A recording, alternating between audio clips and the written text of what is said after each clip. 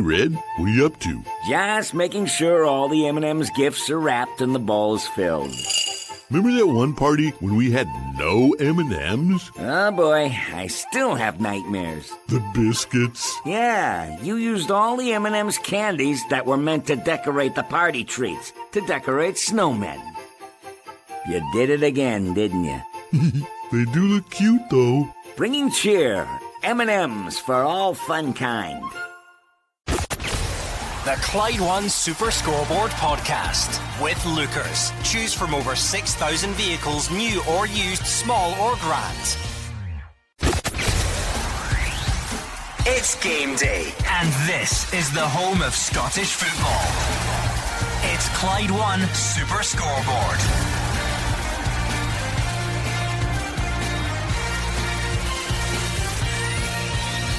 Good afternoon, welcome to Clyde One Super Scoreboard on another big weekend of Scottish football. Rangers are looking to cut Celtic's gap at the top when Dundee come to Ibrox.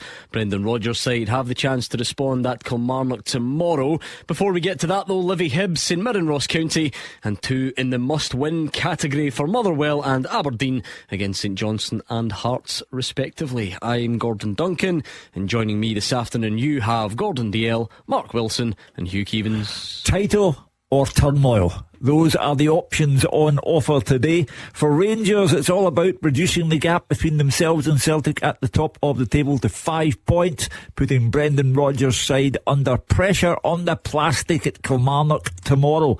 Turmoil you can find in several places. Motherwell, no wins in 12. Will it be 13th time lucky for Stuart Kettlewell when St Johnstone go to Fir Park? Aberdeen are second bottom of the table, and Barry Robson's jacket is on a shaky peg ahead of Hearts' visit to Pittodrie. Livy are bottom of the table, and they haven't scored a goal in the last 8.5 hours while losing 6 games on the bounce. There are going to be several ding-dongs merrily on high. Yeah, it's a big day across the country, particularly for Rangers, who can eat into Celtic's advantage, but Motherwell and Aberdeen. Huge day ahead now. Barry Robson's got the cup final just round the corner. He could do a win probably just to keep his job before that cup final, and down the Championship as well. Wraith Rovers overtake Dundee United. It's an opportunity for United to get back in top today when they host their United.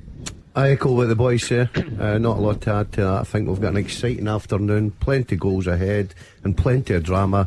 The guys are right. There's a couple of managers in the Premier League. The big day need results.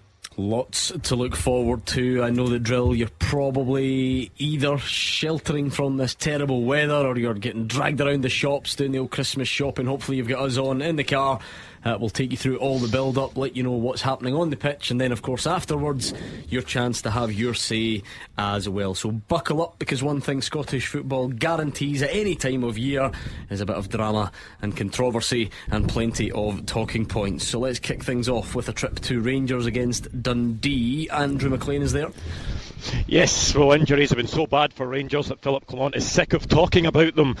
More casualties this week. Tom Lawrence out again, this time until at least the winter break. The same timescale for Danilo as well. Injured in a challenge against Hearts. It's an area that has been a bit of a problem for Rangers this season in terms of finding that consistent goal scorer in the number 9 position. A bit of a team news spoiler as well today. It's the turn of Cyril Dessers to try and provide that clinical touch that Philip Clement was saying they were missing on Wednesday night at Tynecastle. They did have that clinical touch though the last time they faced Dundee, a 5-0 win at Dens Park at the start of last month. That was a blot on a season that Tony Docherty can certainly be happy with from his team so far. We always talk about how tight that middle of the table is, but just 4 Premiership defeats this campaign for Dundee. Only Celtic and Rangers have lost fewer than them. They're 7th in the table, but do have at least one game in hand on every single team above them. Going to team news, some interesting stuff out with the injuries as well. Connor Goldson is rested for this one. He drops to the bench, one of 4 players out of the starting lineup. Tom Lawrence and Danilo, of course, injured. Ross McCausland is on the bench for this one as well. In come John Souttar, Jose Cifuentes, Rabbi Matondo starts, as well as Cyril Dessers, as I mentioned earlier. So Jack Butland in goal, the back 4, James Tavernier, John Souttar, Leon Balogun and Borna Barisic. The 2 holding midfielders, John Lundstrom and Jose Cifuentes. It will then be Rabbi Matondo, Todd Cantwell and Abdallah Sima all in behind Cyril Dessers. The substitutes for Rangers: McCrory, Yilmaz, Goldson, Lammers, Sterling, Roof, Davies, King and McCausland. As for Dundee, just a one change for them for this one, and it's probably a big loss as well. Owen Beck, who's been very impressive for them on loan this season, he drops out of the squad altogether. Ricky Lamy comes in for him. So in goal it's Trevor Carson. The back three: Juan Portales, Joe Shaughnessy and Ricky Lamy. The wing backs will be Jordan McGee and Aaron Donnelly. The three in midfield: Lyle Cameron, Malachi Boateng and Luke McCowan, Amadou Bakayoko and Zach Rudden. The front two. The substitutes: Lingston's, Kerr, Tiffany, Ashcroft, Mulligan, Robinson, Riley, Robertson and Silla. The referee for this one at Ibrox is Kevin Clancy. The VAR, Stephen Kirkland. What jumps out at you from the team news, Gordon Dale? I think Connor Golson been rested. He's usually a mainstay in that the heart of that defence. Gives John Souttar an opportunity. Up top, they're going with a bit of pace. Matondo, Sima, who's in brilliant form, you've got to say. Once again, we'll look at Dessers. He's at home against Dundee. I fancy Rangers to win this very comfortably today. They'll create chances, especially with the amount of talent they've got behind Dessers, with especially Cantwell playing in that number 10 position. It's up to the main striker to put the ball in the back of it. This is reminiscent of that day when Rangers went to Pittodrie, and the onus was on them to cut the gap between themselves and Celtic. Celtic having dropped 2 points the day before. Now today the onus is on Philippe Clement and his players to cut that gap to 5 points, and they have a game in hand over Celtic, and they're putting Celtic under immense pressure at Kilmarnock tomorrow afternoon. So it's unforgiving territory. It doesn't matter about the time of year. There'll be no peace and goodwill to anyone if Rangers don't get 3 points today. And Mark Wilson, the other big piece of team news, is not a surprising one because we knew it yesterday, but for Danilo to be out injured, along with Tom Lawrence for that matter, for the rest of the year, it's another chance, a requirement for Cyril Dessers to come in, I guess, and do a bit more than he's done so far. Well, it is. He's had plenty of chances so far, and with Danilo's injury, he finds himself in the starting lineup again. So probably not through merit, but through necessity. It's an opportunity. Daz is right. Dundee, you would expect Rangers to win it comfortably. You'd expect Rangers, with that three behind Dessers, to create plenty of chances. It's up to him to put the ball in the back of the net and silence some of his critics. And I guess, Gordon, there is an element of squad rotation here because Connor Goldson's not unfit, he's on the bench. You take someone like Ross McCausland, who had a pretty good game, parts of it at Tynecastle. He drops to the bench as well. It's 5 changes in total, and they're not all forced, so clearly a bit of rotation from the manager. I think the manager came out not that long, I think last week, and said that there was an opportunity for players even in the January window to show him what they can do. He's just in the door. He's mixing it up. He's using his squad. It looks a strong Rangers side, you've got to say. There are bags of pace in it. Matondo on the right hand side. Seamus in great form, scoring goals again. Cantwell, everybody was talking about it. His natural position, that number 10, where he can create things. And obviously it's a big game for Souttar as well. At one point you would think that Souttar and Golson were the main centre backs, but Balogun's come in, the manager likes him, so it's up to Souttar now to get in there and put on a good performance this afternoon. Of all the 12 teams in the Premiership, Mark Wilson, got this theory that there maybe aren't many, apart from Dundee, whose fan base would say, do you know what, this has been an unequivocal, successful start to the season. Rangers fans clearly want more, they're behind. Celtic fans, even though they're top, probably want a bit more. I think, clearly the teams down the bottom, St Mirren and Dundee, maybe they can only 2 that you would look at as having, a real positive start to the season. How does that translate to a fixture like this? They probably had their worst performance of the season against Rangers in the delayed game at home. Yeah, of course, it ended 5 that night. Could have been a lot more, but I think Dundee certainly loving life in the Premiership so far, adjusted to it well. Tony Docherty, obviously his first job as a manager, he's taken to it well, but he's compiled a good squad with good players. Listen, there'll be a threat today, there's no doubt about that. I don't think Dundee will just come and try and stonewall Rangers, but I think they've got players who can cause problems. Obviously Beck missing is a huge blow for them, but they've got players that can score goals and they'll have a go. But Tony Docherty doing a fantastic job. Of course, he's got his eye on the top 6, and then if you gave him that before the season started, he would have bit your hand off around Christmas time. So well done to him. Might be a little bit kind to St Mirren.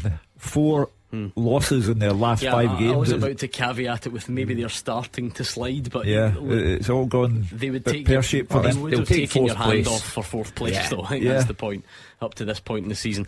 Right, let's move into must-win territory. Is that fair, Fraser Wishart at Motherwell St Johnstone? Yeah, I think it is fair, unfortunately, for Stuart Kettlewell, one of the football's good guys and good reputation as a coach and a manager. People like him, but I think his job is under real pressure. And when you get Stuart talking about it openly during the week in his press conferences, he knows they have to get results, can't continue. Then I think he knows himself they need to get a result, and a result very, very quickly. Because not so long ago, you wouldn't have actually thought that these two teams would be on the same points going to this game. St Johnstone had that terrible start, saw Steve McLean lose his job, and Motherwell started the season on fire. But a revival and a few wins over Craig Levein, seen St Johnstone climb off the bottom, and with a terrible run of results for Motherwell, it was spoken about so many times being a win today. For St Johnstone would see them climb above Motherwell, but hard to put your finger on why Motherwell have seen that drop in form. I saw them lose some games here and away from home and actually played very well, but they're certainly losing in recent games too many goals and a heavy defeat in midweek, and the nature of that defeat in Dingwall has heaped more pressure on Stuart Kettlewell. Just 4 points, no wins in 12 games is not good enough, and as Motherwell plunge towards the bottom, the team need a result, and today if they get a win it could be just that bit of confidence that could be the one just to turn their season around. But after that terrible start for St Johnstone, firstly a win under Alec Cleland as caretaker manager and 2 wins and a draw since Craig Levein has been appointed, have boosted the confidence around McDermott Park, but those points did all come at home. So Craig Levein will be looking to get some points on the road, and St Johnstone in fact have gone their last 6 away games no points and haven't even scored a goal this season, so they'll be looking to improve on that. But they did win here both occasions last season, so they know they can play well here at Fir Park. Going to the team news for Motherwell, they've made 3 changes. Ben Casey's out injured, Wilkinson and Bear dropped to the bench, and come George Gent for his first start, Drapowski with his first league start, and John Obika to partner BRF up front. So they go the normal 3-5-2 formation, no change to that. Liam Kelly's in goal, Stephen O'Donnell's playing right centre back alongside Bevis Mugabe and Shane Blaney, Brodie Spencer, Callum Slatty, Davor Drakowski and George Gent in midfield, with Blair Spittle behind the 2 strikers, Jonathan Obika and Mika BRF. Their subs: Aston Oxborough, Theo Bair, Ollie Shaw, Brandon McDermott, Dylan Wells, Luca Ross, Mac Ross, Ollie White and Connor Wilkinson. Just the one change for St Johnstone from the midweek win against St Mirren. Kucheravi has dropped out through injury, and no surprise that Chris Kane, who got the winner in midweek, he comes into the starting 11. So they go with Dimitar Mitov in goals, Ryan McGowan, Liam Gordon and Luke Robinson at the back, James Brown, Dan Phillips, Matt Smith and Tony Gallagher in midfield, and Graham Carey drops deeper to behind 2 strikers, Dialine Jayasemi and Chris Kane. Their subs are Fran Franchak, Andy Considine, Stevie May, Luke Jeffcott, Oludare Olafunia, Sven Sprangler, Jay Turner-Cook, Dave Richards and Dara Costello. And the referee and VAR today are the same as I saw last week against Hibs Aberdeen, but they swap places. This time Ewan Anderson is the referee and Willie Collin is the VAR. What do we mean by must win for Stuart Kettlewell, Hugh Keevins? Well, no wins in 13 has an ominous ring to it, and someone might start to panic upstairs at Fir Park and think we're not going to get out of this unless we make a change. I agree. So might you think that's where it stands just now? It's not like lose today and the sacking arrives. No, I don't believe so. I differ a bit. Now I've defended Stuart and Motherwell for a number of weeks now because nothing much was changing within their league position. However, today, when you look at the fixture, if St Johnstone win and go ahead of them, all of a sudden you're starting to drop down the league table, and I think that's when upstairs starts to panic and might take action. So it's a tough one. It's harsh on young managers and they don't like to see it, but he'll be well aware of what's needed today. No conversations yet though, he says, about it, Gordon Dalziel. So if that was to happen, it would be sort of out of the blue as far as he's concerned, albeit the results are clearly terrible. Yeah, he spoke openly about it during the week, Gordon, but I'm with Mark in that camp. I think if he loses today, and you could possibly see Aberdeen, St Johnstone climbing above them, sitting in second bottom, What, 4 points out of 39? Not good enough. You'll lose your job. What would that mean, though, for Barry Robson, Dave Galloway? He's getting a bit of stick as well. Hearts the visitors to Pittodrie today. Yeah, that's something of an understatement, Gordon. Barry Robson's obviously under a massive amount of pressure, but the Aberdeen boss insists he doesn't fear for his job and that Chairman Dave Cormack has not had any discussions with him about his future. Cormack is in town, incidentally. AFC have their AGM on Monday evening, and that should be very interesting indeed. Some of the fans, as I've touched upon, they really turned on the manager after Wednesday night's defeat here against Kilmarnock, telling him in no uncertain terms where to get to. With the home team languishing second bottom of the Premiership, this match is must win, absolutely must win. I know it's a cliched expression, but Aberdeen must win this one from a home point of view. But of course Hearts will have very much other ideas. They're up in third place, and despite a narrow midweek loss to Rangers, they'll fancy their chances of deepening the Dons' gloom with a victory. They're certainly in much better form than their hosts, winning 4 out of their last 5 league encounters. Looking at the teams then, and Aberdeen make a couple of changes. In come Esther Sockler and youngster Jack Milne. Out drop Duke and Angus MacDonald. So it's Keller Roos in goals. At the back, Stefan Gartenmann, Richard Jensen and Jack Milne. Across the middle, Nicky Devlin, Jamie McGrath, Leighton Clarkson, Graham Shinney and Johnny Hayes. Up top, Bojan Miofsky and Esther Sockler. The subs for the Dons today: Doohan, Barron, Duke, McGarry, Morris, Polvara, Duncan, McDonald and Rubezic. There are also 3 changes for Hearts. In come Toby Sibic, Alex Lowry and Kenneth Vargas. Out drop Nat Atkinson, George Grant and Kyosuke Tagawa. So Xander Clark in goals then. A back 3, Stephen Kingsley, Frankie Kent and Kai Rolls. Across the middle, Kenneth Vargas, Callum Nauenhoff, Benny Beningame, Toby Sibic and Alex Cochrane, with Alex Lowry helping out Lawrence Shankland in attack. Just the 8 subs for the Jam Tarts today, and they are Gordon, Halkett, Grant, Oda, Forrest, Mackay, Denham and Tagawa. Match referee is Chris Graham, and on VAR duties it's Matthew McDermott. What about St Mirren Ross County then, Roger Hanna? Yeah, you're touching St Mirren's form there just at the top of the show, Gordon. 3 straight defeats away from home for the Buddies without a single goal scored. That includes a 1-0 loss to Ross County up in Dingwall 11 days ago. They lost again 1-0 at Perth on Wednesday night to Chris Kane's penalty rebound in the 6th minute of stoppage time, but they are still 4th in the table, as you said, and their only defeat here in Paisley this season came against Rangers. They have 3 of their next 4 at the Smizer over the festive season, so Stephen Robinson not interested in any doom and gloom around the place. County definitely on the up though. They've taken 7 points from 9 in 3 home games since Derek Adams returned to the club. They're up to 8. They could be 6th depending on the twist and turn of results over this weekend. This is the first away game of Adams' 3rd spell as Staggy's boss, but he's back home for back-to-back games against Dundee and Hibs after this. And as I say, remarkably, they're only 3 points off the top 6 in that tight middle belt in the Premiership. Adams has to do without suspended centre-back Will Nightingale today after his late red card in the 3-0 win against Motherwell on Tuesday night. The last 4 fixtures here, Gordon: 1-0, 1-0, 0-0, 1-0. So I'm not getting too excited at the prospect of a goal fest. And County's last win here, way back, April 2015, 3-0, a Liam Boyce hat-trick. And St Mirren down to 10 men, a Bulgarian defender called Viktor Genev. Even I don't remember him, Gordon. It was only his 6th appearance for St Mirren. He never played for them again. Those who do play today, 3 changes for Robinson. Richard Taylor is fit again. He comes in. Kerry Small and Stavner Manny in as well for the injured Ryan Flynn. And for Charles and Lewis Jameson, who go down to the bench after that midweek defeat at Perth. His 19-year-old Small's first start since a red card at Pittodrie in May, and his 21-year-old Namani's first ever league start since signing, coming over from Israel in the summer. So St Mirren go with Zach Hemming in goal. To back 3, Marcus Fraser, Alec Gogic and Richard Taylor. Across the middle, Thierry Small, Mark O'Hara, Kellen Boyd, Munce, Greg Kelty and Scott Tanzer.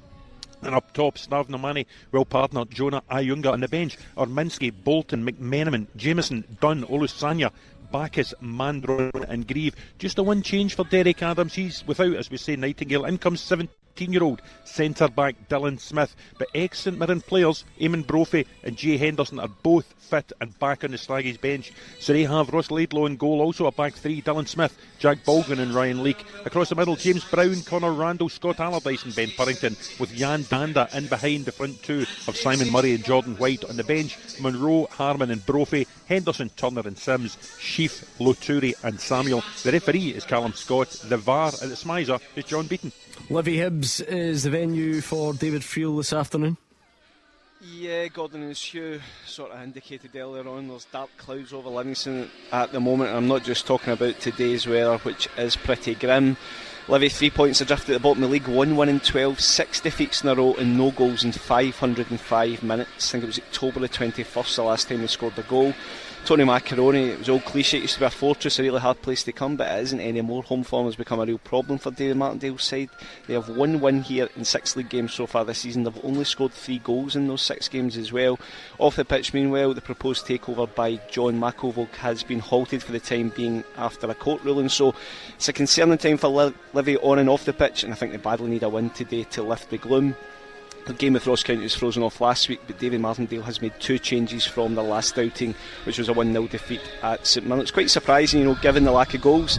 Livy don't have an abundance of attackers, and Joel Newbley and Bruce Anderson are both dropped today. They're both on the bench, with Jamie Brandon and Ayo Obalai coming in. So Livingston will line up Shamal George in goals, back three of Mikey Devlin, Michael Nottingham and Ayo Obalai, Jamie Brandon, Jason Holt, Scott Pittman, Sean Kelly and James Penrice across the middle, with Andrew Shinney asked to support Curtis Guthrie in attack.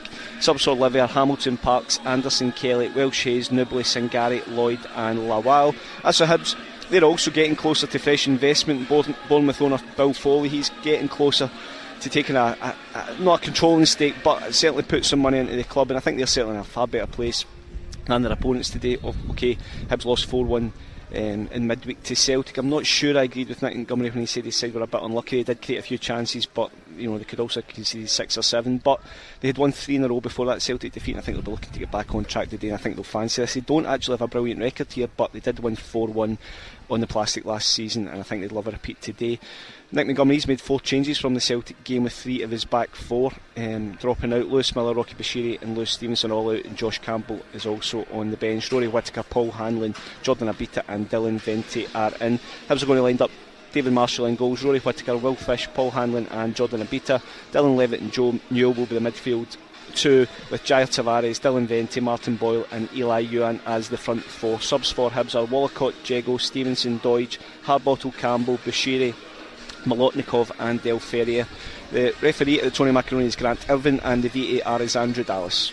We will take a look back on some of the week's biggest talking points when we return. And now a word from our podcast sponsor, Lookers Motor Group. They've got Jaguar, Land Rover and Volvo showrooms across Glasgow and the West, so you can find the new or used approved car that's right for you. The Land Rover showrooms can be found in Motherwell, Darnley and the north of Glasgow, with their Jaguar and Volvo showroom found in Hillington. And right now at lookers.co.uk you can browse and shop 24/7, value your part exchange, order and take delivery from the comfort of your own home. Every approved used Jaguar, Land Rover or Volvo comes with a minimum of 12 months warranty, roadside assistance, MOT test warranty, an independent mileage and service history check, software updates and lots more. Check out lookers.co.uk to get your new or used approved Land Rover, Jaguar or Volvo today. Now back to the podcast. Hey Red, what are you up to? Just making sure all the M&M's gifts are wrapped and the balls filled.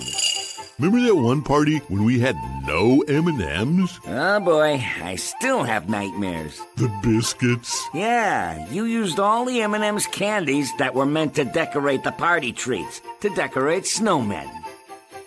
You did it again, didn't you? They do look cute though. Bringing cheer, M&M's for all fun kind. Make me a winner. Make me a winner. Your chance to win life-changing amounts of cash every weekday until Christmas. Enter at winhappy.me/wincash. It'll just be home improvement, a lovely Christmas. I've got 2 boys. It's quite life-changing for us, really. Terms and conditions apply. UK residents over 18 only. Competition ends 22nd of December 2023. Oh my God, thank you so much. Enter for your chance to win life-changing cash every weekday at winhappy.me/wincash.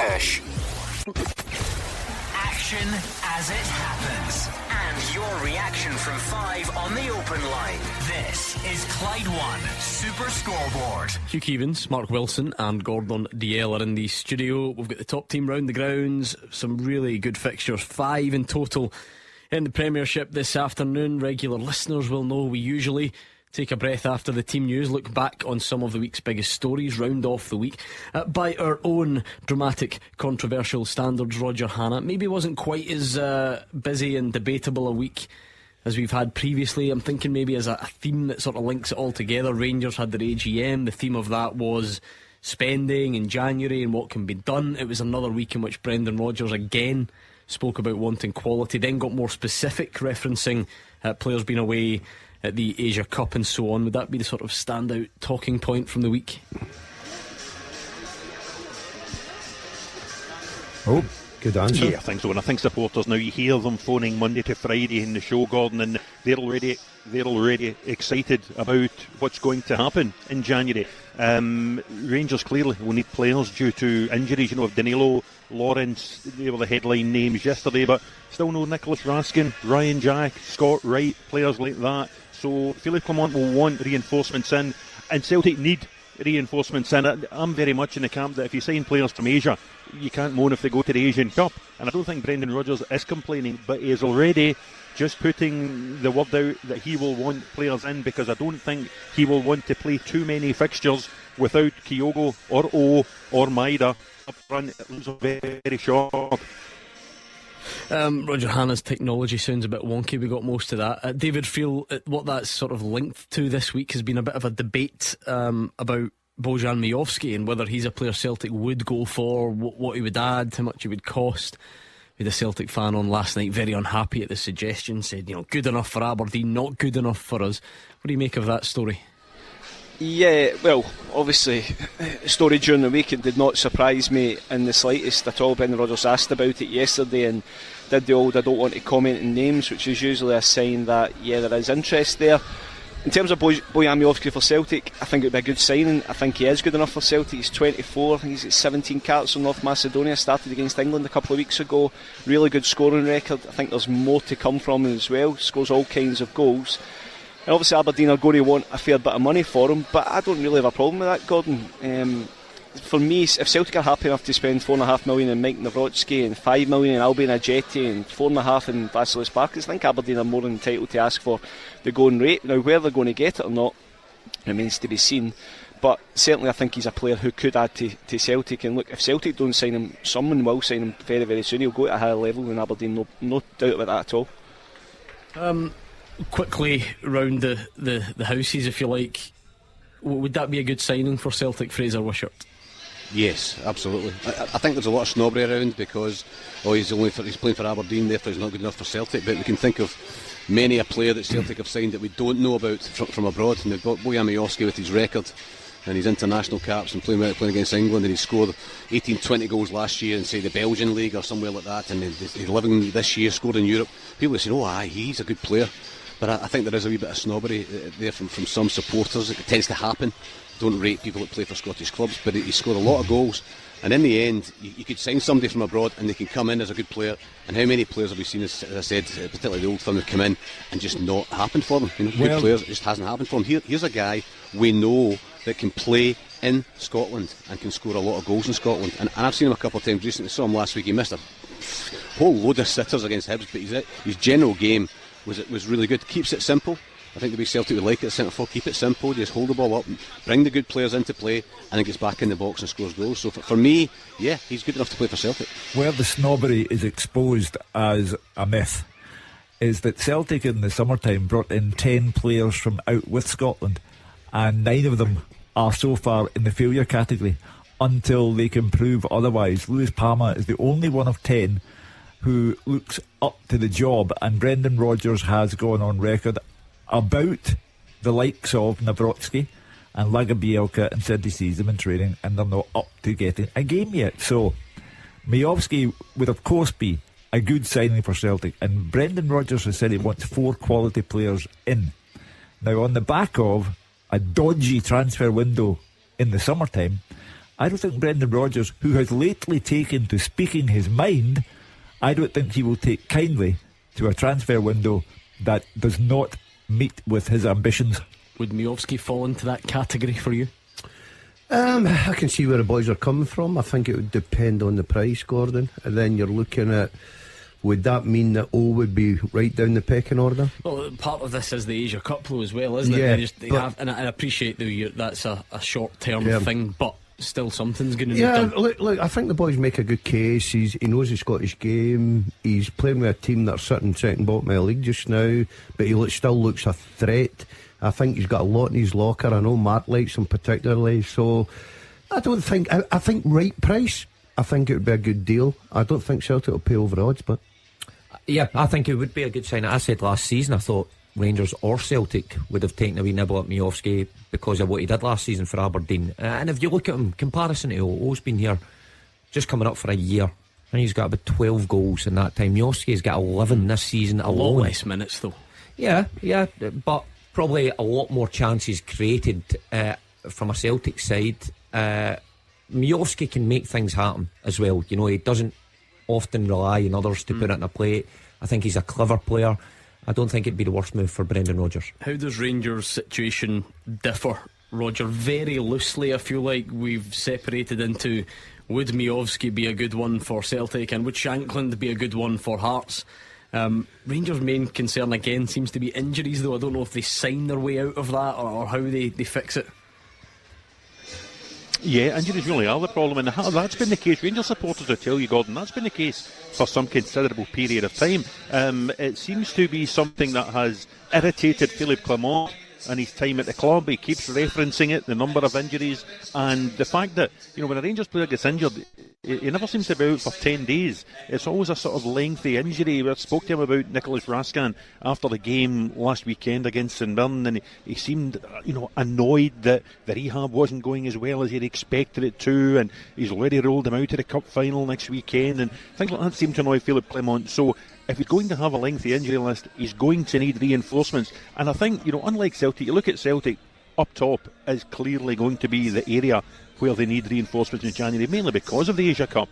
But for Rangers, for me, it's all over the pitch. You know, it's holding midfield players, it's left backs, it's strikers, it's everywhere. And I think Philippe Clement could be busy in January. Yeah, I mean, Fraser, I'm sure Rangers fans would love this, you know, silver bullet, this one discovery, and say, this is what's gone wrong at the club, and fix this and players won't get injured again. Of course it's not that simple, but as Roger says, it's been quite a record of late. And when you look at the importance of the games that Danilo and Raskin and Tom Lawrence are going to miss, it could be a really critical part of the season. Yeah, and possibly three starters. Certainly Raskin. I think Danilo's probably he came a roof for me. He's the best number 9 at the club, but he's not been fit for a long time either. Interesting to see if he can see his minutes today with Europe in mind during the week, because I think he'd be ideal to play some part during the week. But these guys, Danilo, Raskin certainly, and probably Lawrence as well, all of whom would be starters, and all of them just can't seem to get themselves fit in at a key time in the season, because you can be out for 4 weeks in December and miss 9 games. You know, and I think Rangers will get some 6 or 7 games between now and the New Year fixture, including the New Year fixture against Celtic. So yeah, that is a problem for them. But the other problem is they invested heavily in central strikers during the summer. So are the board going to say, well, hold on a second, you've got Danilo, you've got Dessers, you've got Lambers, you've got Roof, you've got all these players who play as central strikers. Cantwell's clearly a number 10, you've got wingers there. Somebody might have to go out before somebody comes in, because you can keep just signing centre forwards, you know, and that might be the issue that they face. Shankland certainly good enough. Miovski, well, he's good enough for Celtic, he's obviously good enough for Rangers as well. So these might be players that they're looking for, but again, how much money does players need to go out before players come in? Because Rangers signed a lot of players during the summer. They invested heavily in transfer fees and salaries. So that'll be the interesting thing, how many come out the door as well, to allow some coming in the door for the next 6 months. This was even the week, Roger Hannah, that we had calls saying, should Rangers re-sign Alfredo Morelos?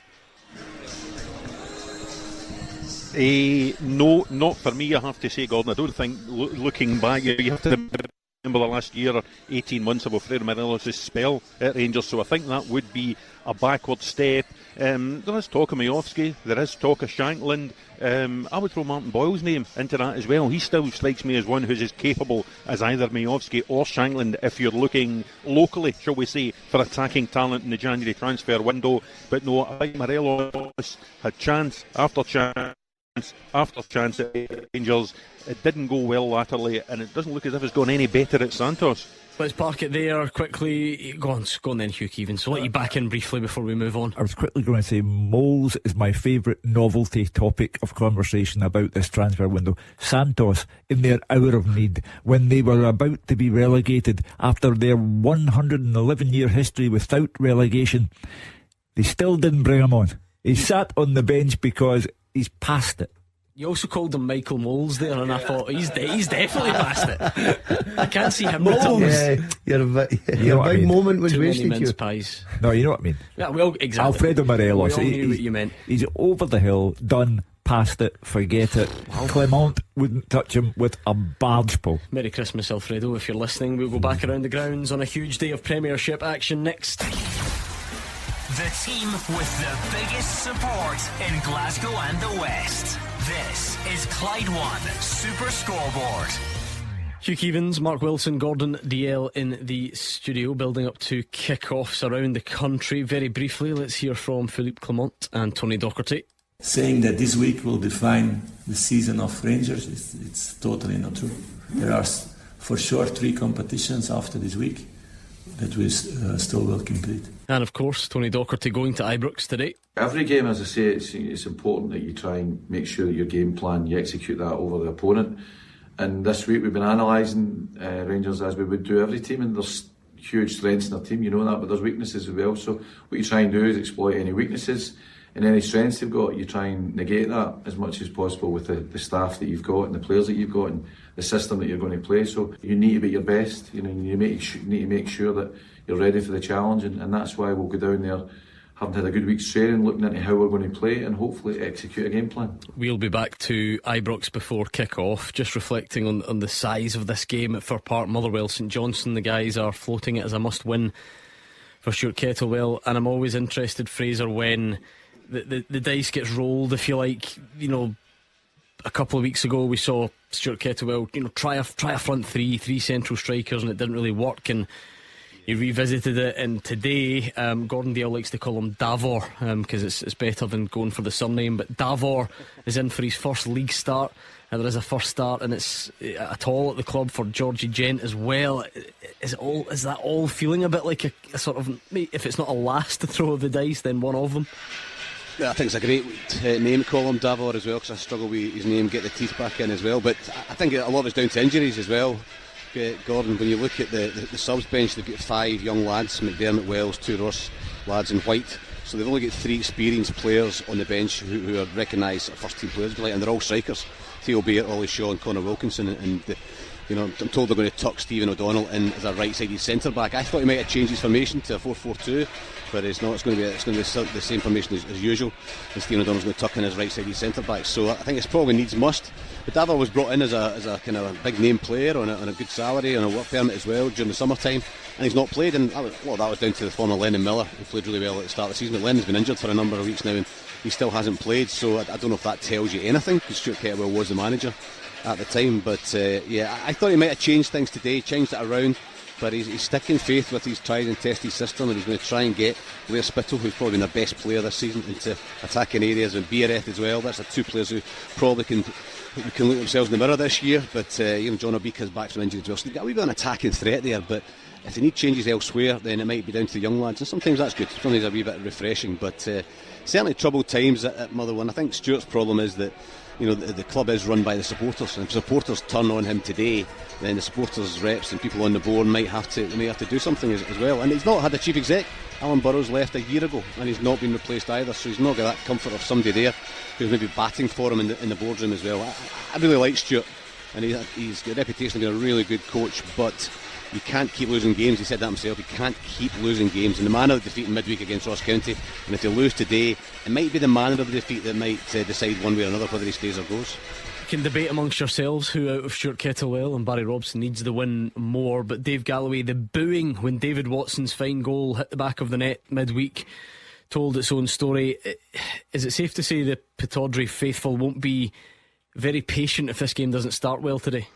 No, absolutely, Gordon. I mean, you'd expect Hearts to go right at Aberdeen from the first whistle, try and turn the home sport against their team, and the way things are going right now, that would not take much at all. And a victory for the Jam Tarts also would see them move to double Aberdeen's points total in the Premiership. They go 13 points ahead of the Dons, which clearly from a home perspective would be, totally unacceptable.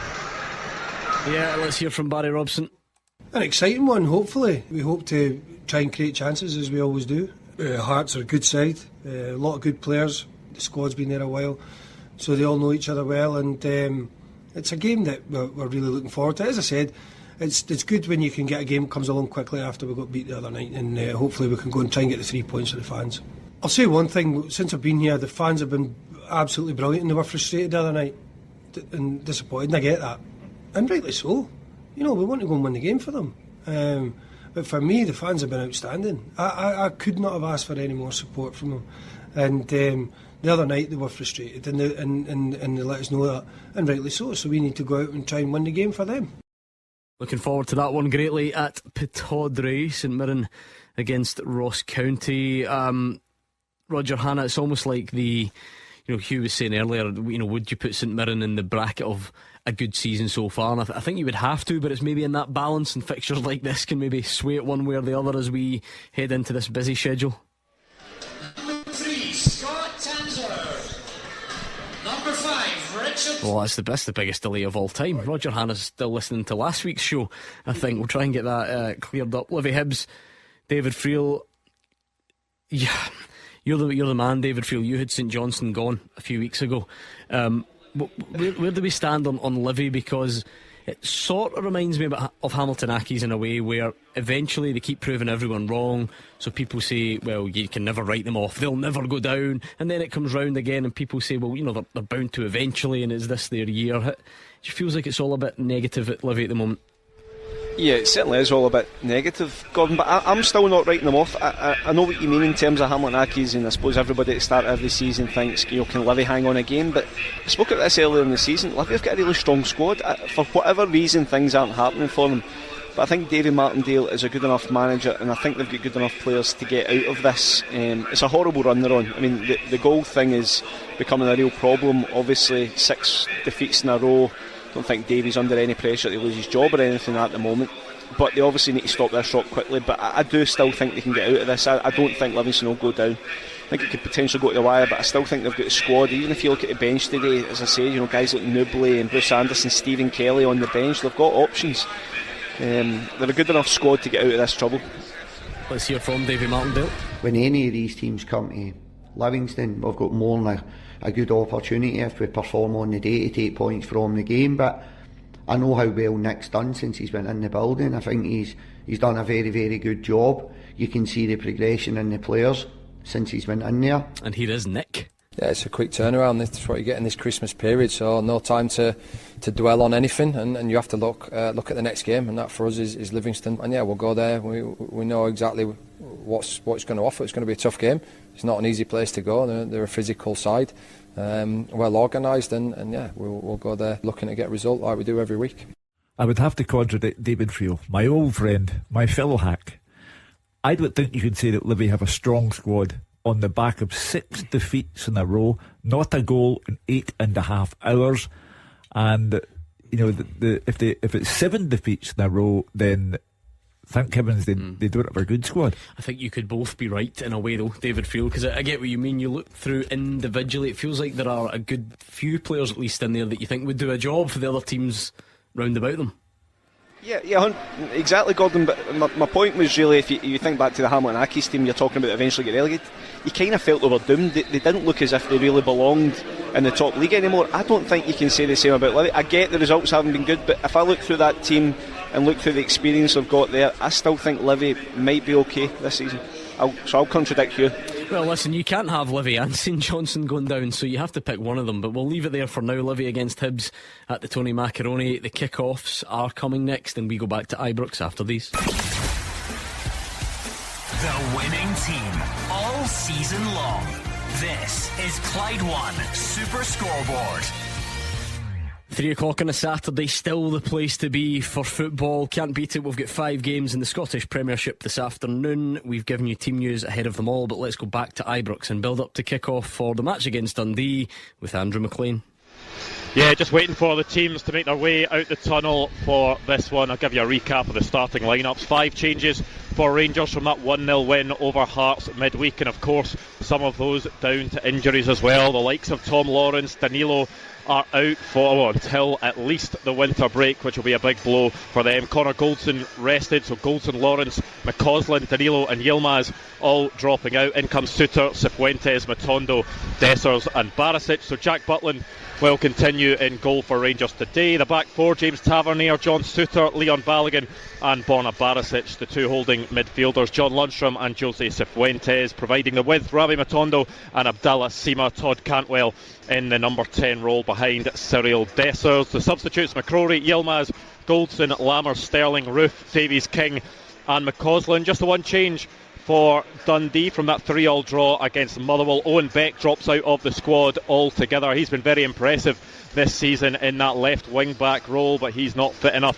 to make the squad today. In comes Ricky Lamy for him. So Trevor Carson in goal. The back 3, Juan Portales, Joe Shaughnessy and Ricky Lamy. Jordan McGee and Aaron Donnelly are the 2 wing backs. Lyle Cameron, Malachy Boateng and Luke McCowan, the 3 central midfield players. Amadou Bakayoko and Zach Rudden are the front 2. The substitutes for them, Legstons, Kerr, Tiffany, Ashcroft, Mulligan, Robinson, Riley, Robertson and Silla. The referee is Kevin Clancy. The VAR for this one is Stephen Kirkland. Rangers still unbeaten, of course, under Philip Clement, and since he came in as well, they've actually got the best points per game record in the Scottish Premiership. It's maybe just a lack of full 90-minute performances that the fans have seen from this side. There's not been real displays of attacking talent, with the clinical end to them as well. We've seen it on some occasions, certainly when they beat Dundee 5-0 at Dens Park last month, but they just want to see a few more appearances like that. Danilo, of course, missed a few good chances midweek. Cyril Dessers has done that on a few occasions, but he gets the nod today with Danilo, of course, out for an extended period of time. Kamar Roof not ready yet to play 90 minutes because of his ongoing injury and fitness issues. You wonder if they could put on that type of show today, or can Dundee build on what has been a really good start to the campaign for them? Tony Docherty in his first season in charge as a manager. Dundee back in the top flight. They could be happy 7th place, just 4 Premiership defeats, as I mentioned earlier. Only Celtic and Rangers have lost fewer in the league so far this campaign, and something that they will look to surely try and take advantage of today is set pieces. It's a big area for them. More goals than any other side in the division from set pieces. A third of their goals in the league this season have come from set pieces. If you include penalties as well, they've scored 1 of those. That's more than a third, so something Rangers will need to be wary of, although they will be happy with their defensive record since Philip Clement came in, and I think a few players will be looking for big performances as well today. Jose Cifuentes, it was Tom Lawrence that was favoured to him midweek, but I thought when Cifuentes came on, it took him a bit of time to get into the game, but certainly the second half at Tynecastle was his best display in a Rangers shirt, because he had looked off the pace previously, so he'll be looking to build on that as well. Cyril Dessers, of course, there's been plenty of talk about what Rangers fans want and need to see from him. Rabi Matondo as well has been in and out of the team. He's had injury issues of his own. He is favoured to Ross McCausland, who's had bright spells, the youngster, and has of course had a very good season, making his Northern Ireland debut, got his first Rangers goal in Europe. But Rabi Matondo in, he'll want to make that wide position his own, and he'll want to show the sort of attacking intent that Abdallah Sima has done on the other side. But we are just underway at Ibrox. Clyde One Super Scoreboard Goal Flashes with M&D Green Pharmacy. Make your life that little bit easier. Use their free prescription delivery. Come on then, you hopeless duds. Give me the Saturday afternoon ACCA. You struggle when there's only 2 or 3 games on. Goodness knows how you'll get all 5, but give it a bash. Can you let me leave Ibrox till last, because there's a story attached here. Ross County to win in Paisley. Take that and party. St Johnstone will lose at home. Motherwell rather will win at home against St Johnstone. I think it's 13 lucky for Stuart Kettlewell. Hibs will beat Livy away, and Hearts will get a draw at Pittodrie. Now, there was a lady in the supermarket this morning who helped me through the personal checkout because she could see me struggling. The personal checkout is such a good word for it. Anyway. And she said at the end of it all, please, can you do me a favour? Don't tip Rangers to win today because I have to live with him. And I assume that was her husband. I have to live with him if you get your predictions wrong. And he thinks you do it deliberately. But I'd love to help you, and thanks for your help this morning. But I think Rangers will beat Dundee. After all of that, Mark Wilson. Well, I think the teams who need to win must win will win today. So I think Aberdeen will beat Hearts today. I think Motherwell will beat St Johnstone. Hibs will beat Livy away from home. St Mirren home win against Ross County, and Rangers to beat Dundee. Oh, I'm not too far away from that. I'm going Rangers to beat Dundee, full house. St Mirren to beat Ross County. Motherwell to beat St Johnstone. Livingston Hibs a draw, and I'm going for AFC before their Hearts. AGM. It only took Jose Cifuentes 20 seconds to hit one from distance that was saved, so Rangers going on the front foot. Don't get me wrong, a routine save, not particularly close, but wonder if he's got that goal chain off. Nevertheless, it's taken Man him wasn't 4 happy the other days to day. get that goal chain off, according to one caller. The first goal in Scotland goes to Cove Rangers down at Annan. It's a fair old journey, that one, you'd have to imagine, but there we go. Cove 1 up at the moment. In case we get any early goals, let's set this up for the afternoon. Hugh Keevins. The first half teaser with the scottishsun.co.uk/football for the best football news and opinion online.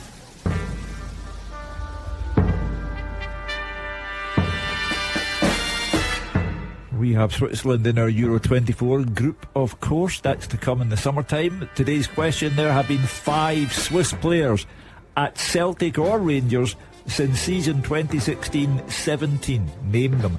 5 Swiss players have been at Celtic or Rangers since the season 2016-2017. Who are they? Good question. Topical, relevant, doable. It's all there at Clyde SSB. We need one tweet with all of the correct names on it, and you need to beat everyone else. It's a bit of a race. You can go for the old "it's the taking part that counts" if you're that way inclined, but who's got time for that? We need a bit of glory. You need to beat everyone else. So at Clyde SSB.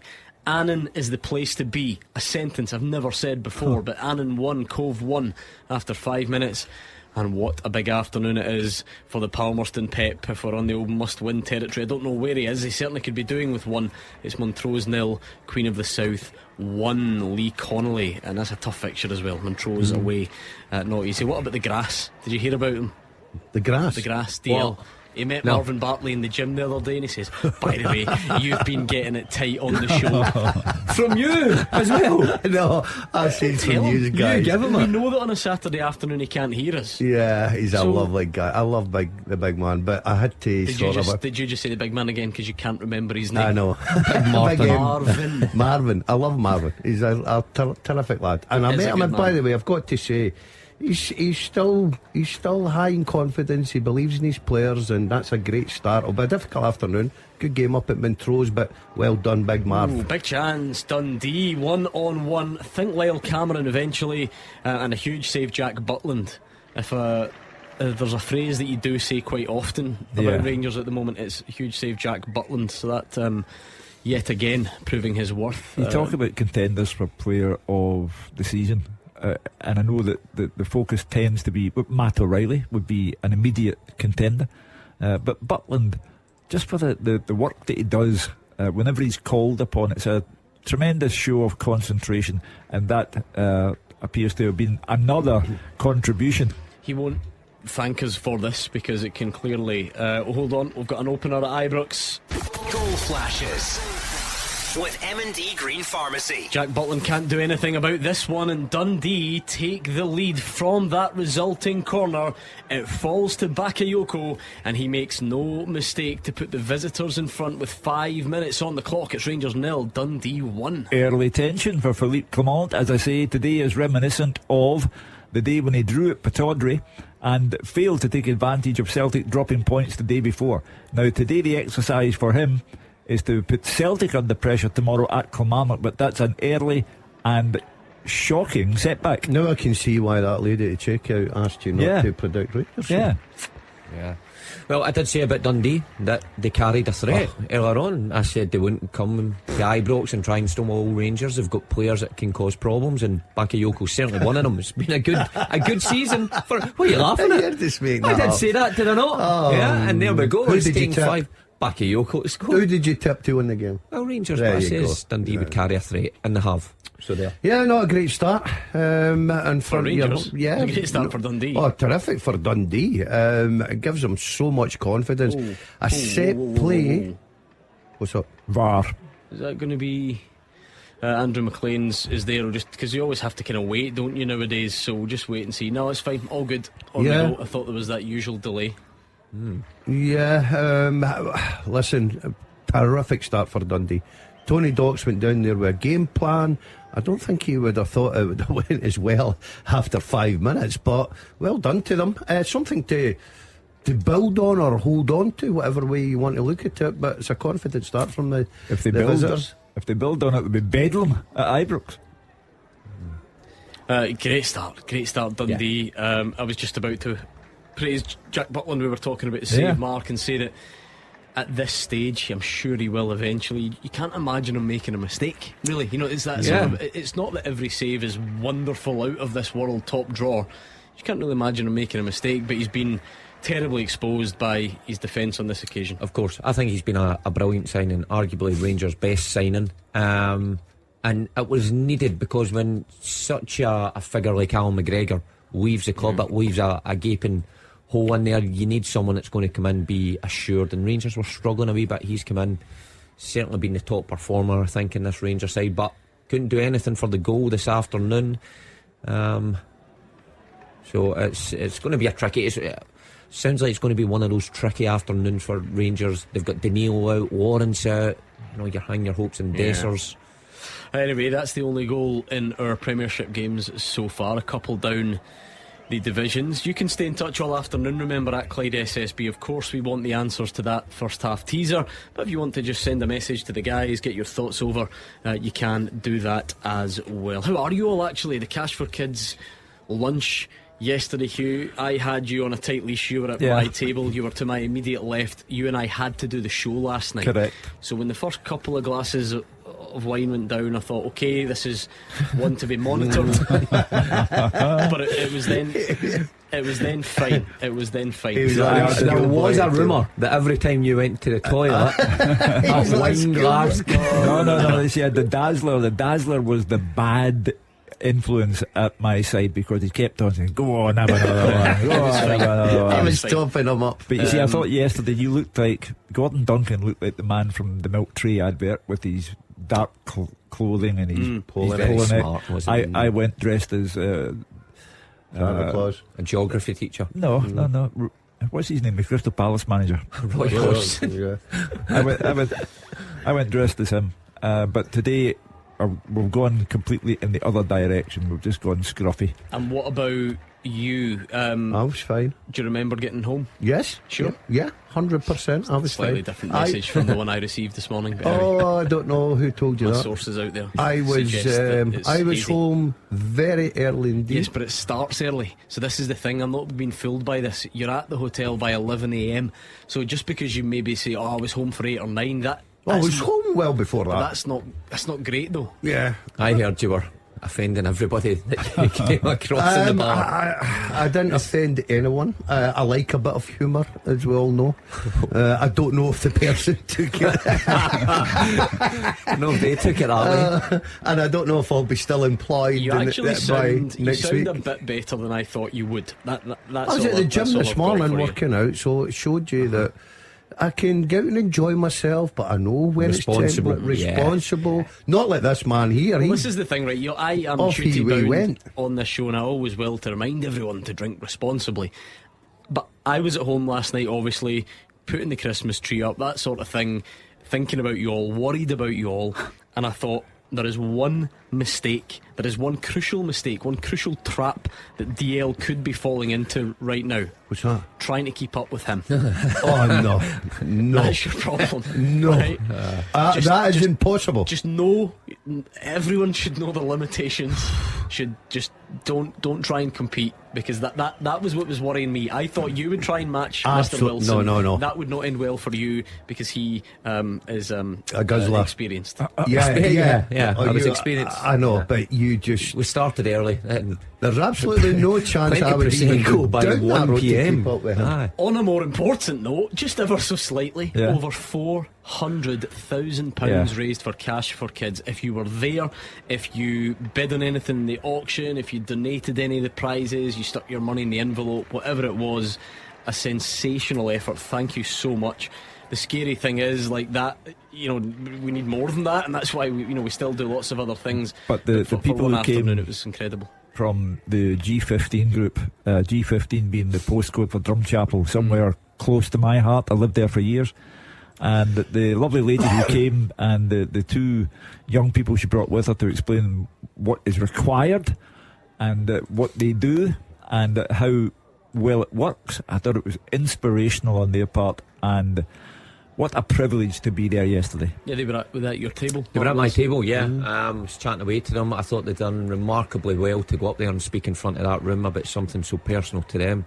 But it's just, it's a bit overwhelming when you see the videos that were put up there and show, and the amount of money raised. It's just such a worthy cause, but it needs to keep happening every single year. And have we got the auction next week? Next week, so it's always an important part. We always look forward to that. But a tremendous effort by all the team at Cash for Kids to pull it together. Well done, great money raised. The three wise men, he says, made it just about this afternoon. So we're all good. We'll see how they fare come 10-6. Queen's Park are a goal up on Inverness a few moments ago. Jack Turner put them in front, and I'll tell you what, the Championship can be the place to be. What about the big Gordon DL derby last night? A legend at both Wraith Rovers and Partick Thistle. I'm sure you would agree. A 7-goal thriller. Wraith were 2-0 up, then Thistle pulled it back and went 3-2 in front, and then it finished 4-3 to Wraith in the driving rain in Kirkcaldy. It was magnificent. Hugh Keevins. What a job Ian Murray is doing. Yeah. He's top of the league, ahead of Dundee United, everyone's overwhelming favourite to go up at the end of the season. If Ian Murray's not careful, he'll get the Aberdeen job. Brilliant for your old team. Yeah, great to see them up there challenging Gordon. They're in a good position. Dundee United will still be the favourites, because I think they can go and strengthen a bit more in January if they want. They've got a good squad, Dundee United, but Wraith are pushing them all the way. That was a terrific result for them last night, especially at home. Try and win your home games against the opposition that are in third place. So a terrific one for them, and well done to them. And hopefully they continue it. How nervous are you that a promotion for Wraith would perhaps supersede what you achieved in 1994? Listen, I could never precede what I achieved at Wraith Rovers. There's no records. There's nobody out there could beat my record. I'm talking about you personally. I'm talking about the team achievement. What, in terms of goals? Everything. Nobody will ever beat my goals. Nobody will beat my goals. We stopped at the same spot for lunch today, coincidentally, and a guy was in there and he says, could you record a wee question for a quiz I'm hosting? You can mention it, because I'm in there every Little day. Soho, it's magnificent. My first visit to Barton Road. So the guy says to us, just anything about your career. So I said, okay, right, how many goals did I score for Celtic recorded? He said, I don't know anything about my career. We said, no, just say about the goals. I don't know how many goals I scored. And now he's on air saying nobody will beat my record. He doesn't even know. I'll guarantee you nobody will beat my record at Kirkcaldy. Nobody. No, I believe you. We're talking about goals here, because no one hangs around. Gordon DL no one hangs around long enough anymore. Gordon DL contradicts that old football saying about there's no I in team.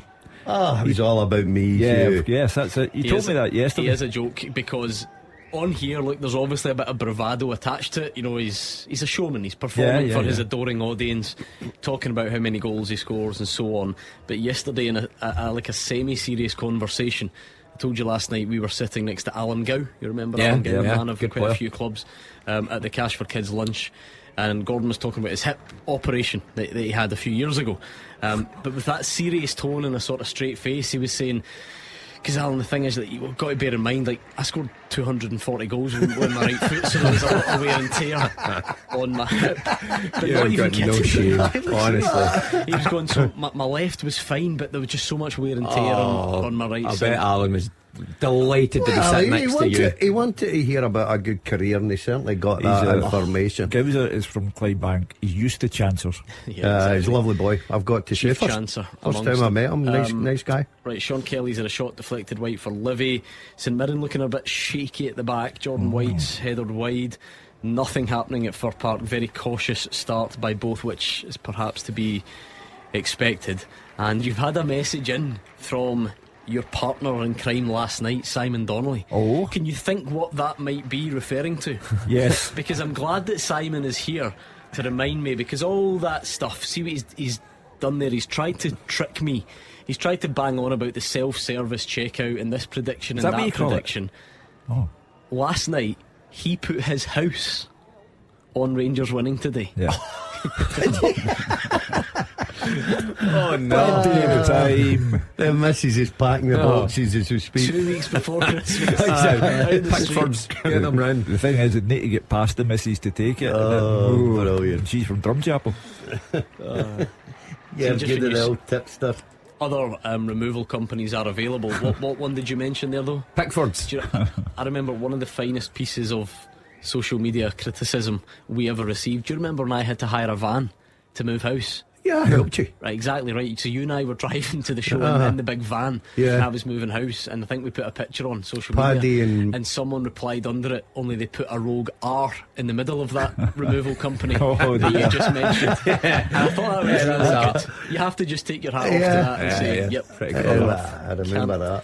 Can't grumble. Remind us of your question, please, Hugh. Yes, with the fact that Switzerland are in our Euro 24 group, we have put a question about Swiss players as the first half teaser. There have been 5 Swiss players at Celtic or Rangers since season 2016-2017. Who are they? Who were they, really? Who are they? Let's find out. Don't forget, it's at Clyde SSB. I'm not going to tell you them all just now, but I'm going to just steer you in the right direction. One who misses out on certainly the time frame, I think, Hugh, and I can't remember if he actually got an appearance for Rangers. I don't think he did. Anyway, Kevin Mbabu. No. Why are you looking at me like that, Mark Wilson? Not remember him? No, I don't remember him. No. He's famous because he didn't play for Rangers, if that makes sense. He's one of the Newcastle 5. Who, right, by the way, out of them all, went on to he's going to have some career. Right. But he's not one of the answers on the teaser, which I'm sure will disappoint him if he is listening. That's definitely the most popular wrong answer. Probably just, what would that have been, sort of 2015ish. So he's just about out there. And like I say, I don't know if he got an appearance. Where did he go as a matter of interest? Well, he was a Newcastle player. He's been playing in Germany and Switzerland, I think. He's Wolfsburg and Fulham. Who was the other members of that Newcastle 5? Because I think I played against Rangers for the bar. Yes, the one that he was good. He played the most. Yeah, played against him. Shane Ferguson. He played a couple of times. He played kind of wide fullback. He played in the playoff against Motherwell. I like to bring that one up. So they were Gail Bigriamana, your favourite. What was his name? No way. Who was it? Who ended up at Motherwell. Bigriamana. Hold on, this is huge. Goal flashes with M&D Green Pharmacy. Oh, we've got 2. Lawrence Shankland has put Hearts 1 up at Pittodrie. That will not go down well. It boosts Lawrence Shankland, it boosts Hearts, it doesn't do much for Aberdeen. Speaking of guys though that need a goal, I wonder how this qualifies. Goal flashes with M&D Green Pharmacy. Cyril Dessers, the much maligned. He was likened to a traffic cone by one caller last night. A bit harsh perhaps, but he has scored. It was a powerful strike at the second attempt. It was deflected. I know, I hear you all saying that most of his goals are deflected, but they all count clearly, and this was a powerful strike, deflected high into the net for Dessers, and it's Rangers 1, Dundee 1. A home in Bearsden has been taken off the market today. So that's, I mean, the fact that it's a deflection. Earlier on today, I watched Crystal Palace lose 2-1 to Liverpool, and the equalising goal for Liverpool was Mo Salah hit the ball, but a horrible deflection. No, I'm not going to dwell on the deflection. It was just a throwaway line. But anyway, he's equalised, Hugh, and early enough, if you like, that the Rangers fans will maybe feel a bit calmer about things. Well, it's just, when Bakayoko scored for Dundee, it immediately became a test of character for the Rangers players, and they have responded. Yeah, big goal. Listen, it doesn't matter how it goes in the back of the net. Dessers will claim it. That's what he's there to do. Get on the end of things, get goals, get his team back into this game. And I think Rangers, probably with most of the possession, I could imagine, they'll find the net again. Big goal at Pataudry as well. Just before we move on to that one, Mark, you sometimes feel that and it's not guaranteed, there is no exact science, but the plan, if you like, sometimes you need to hold out a bit longer, maybe if you're Dundee, just to let that real frustration set in. That's not a bad length of time it's taken for Rangers to respond. Yeah, a good response from them, because it would have been a bit edgy in Ibrox with Dundee taking the early lead, but like Dessers is in there to do a job and to try and score goals. Said again, it'd be a big afternoon for him because he's in there through necessity, not on merit probably, but the goal will do his confidence no harm. So Rangers back in it. You'd expect him to go on and maybe add to that before half time. Yeah, Seema shot now, tight angle, saved at the near post by Carson, so a corner. First Just time that either keeper's been involved now at Fir Park. Liam Kelly punched a kind of low Gallagher cross away. Carey's had a shot from the rebound, comfortable save by Kelly. So St Johnstone the most threatening. You so just far. imagine the hostility of the atmosphere at Pataudry now. For Barry Robson, it's a horrible afternoon because they're a goal down halfway through the first half, pressure mounting. Well, I think one thing that unites all football fans, that there is nothing better than aggressive booing when your team concedes. And did you hear it the other night? Yeah, it was one of the old timers. So I think the horror story of all horror stories would be if Livy won today, sending Aberdeen down possibly bottom, certainly joint bottom of the league the week before a cup final. I agree. I mean, symbolically, the problem is down there's a few games in hand for some teams, and it kind of makes it more difficult to get an accurate representation. Greg Kelty's hit the bar, nice 1-2 with Tanzer. Nick Montgomery's doing the universal sign for focus, head in the game, pointing to his temples to the Hibs players. They've been a bit off it so far. See, that's the beauty of radio. You try and paint the picture, but everybody knows. Wonder if anyone's doing it.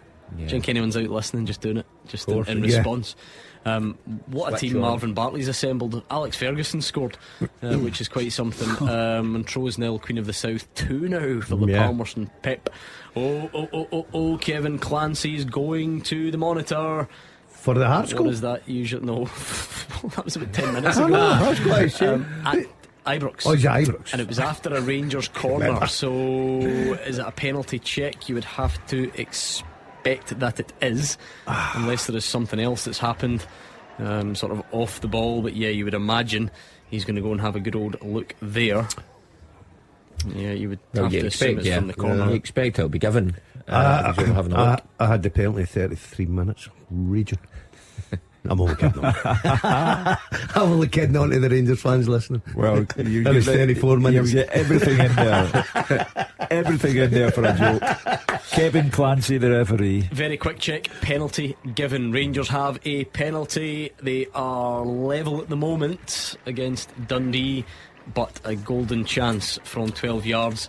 James Tavernier has missed a few this season. He's scored a few as well, though, and I'm sure there's very little debate about who takes it. Although remember we had someone point out that actually his conversion rate, his percentage actually isn't that high. It's not abnormally high. It isn't. No, he's I'm surprised with that. He's not what you would call an outstanding penalty taker, in the sense that he's taken a lot. Yeah, he has over his joint top goal scorer in the league. When he finishes his Rangers career, he'll need to have a hip operation with that right foot.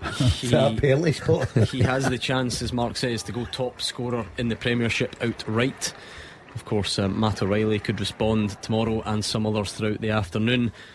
but it is going to be a James Tavernier penalty, looking to put Rangers in front with about 24 gone at Ibrox. He steps up on this occasion and Goal flashes with M&D Green Pharmacy. Sends Trevor Carson the wrong way. Rangers are 2-1 up against Dundee at home after falling behind. It has flipped on its head. So the woman from Sainsbury's can go back and talk to him and say that he tipped Rangers to win, and they did. It is for a pull on Abdallah Sima, and I know, right, we will debate it, I'm sure, later on, Monday night, so on. Even if it is a stonewaller, there's bound to be people who don't think it should have been given, all the rest of it. But see, before we even get to that, why are players still pulling each other?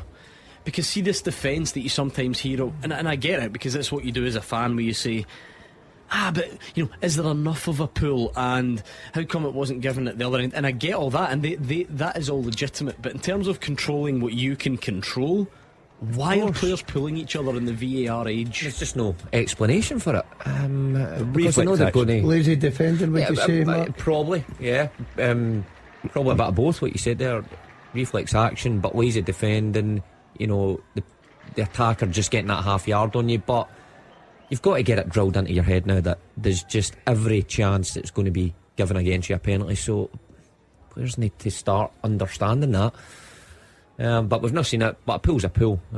No, like I said, if it's spotted, it should be given. I'm not saying on this occasion there isn't room for debate, and I get the frustration, and people, like I say, people will compare incidents and then say, because we know that it can be a bit of a grey area where the referees can ask to judge, what impact does it have? Is it stopping the player getting to the ball? That's why not every short pull is a penalty. They try and look at, is the player getting to the ball? Is the pulling prolonged? Is the player sort of, clearly in front of the opponent where he's getting away from him and then he's pulled back? So there's different criteria. But like you say, Gordon, we've seen now, because of the handball, we've seen the thing, where defenders put the hands behind the back sort of thing. I'm just surprised that we've not quite caught up yet, and that you just, because even I get the argument, Marco, I'm sure, tell us if you lose your man at a corner, you're going to get lambasted for that. But surely now players would be quite within the right to say, well, I can't pull him either. Yeah, because you're going to give the danger away of a penalty kick, and that's what's happened today. We've not seen it, so it's hard to comment on it. But you're right. I think that players have got to get a little bit more intelligent in the box now.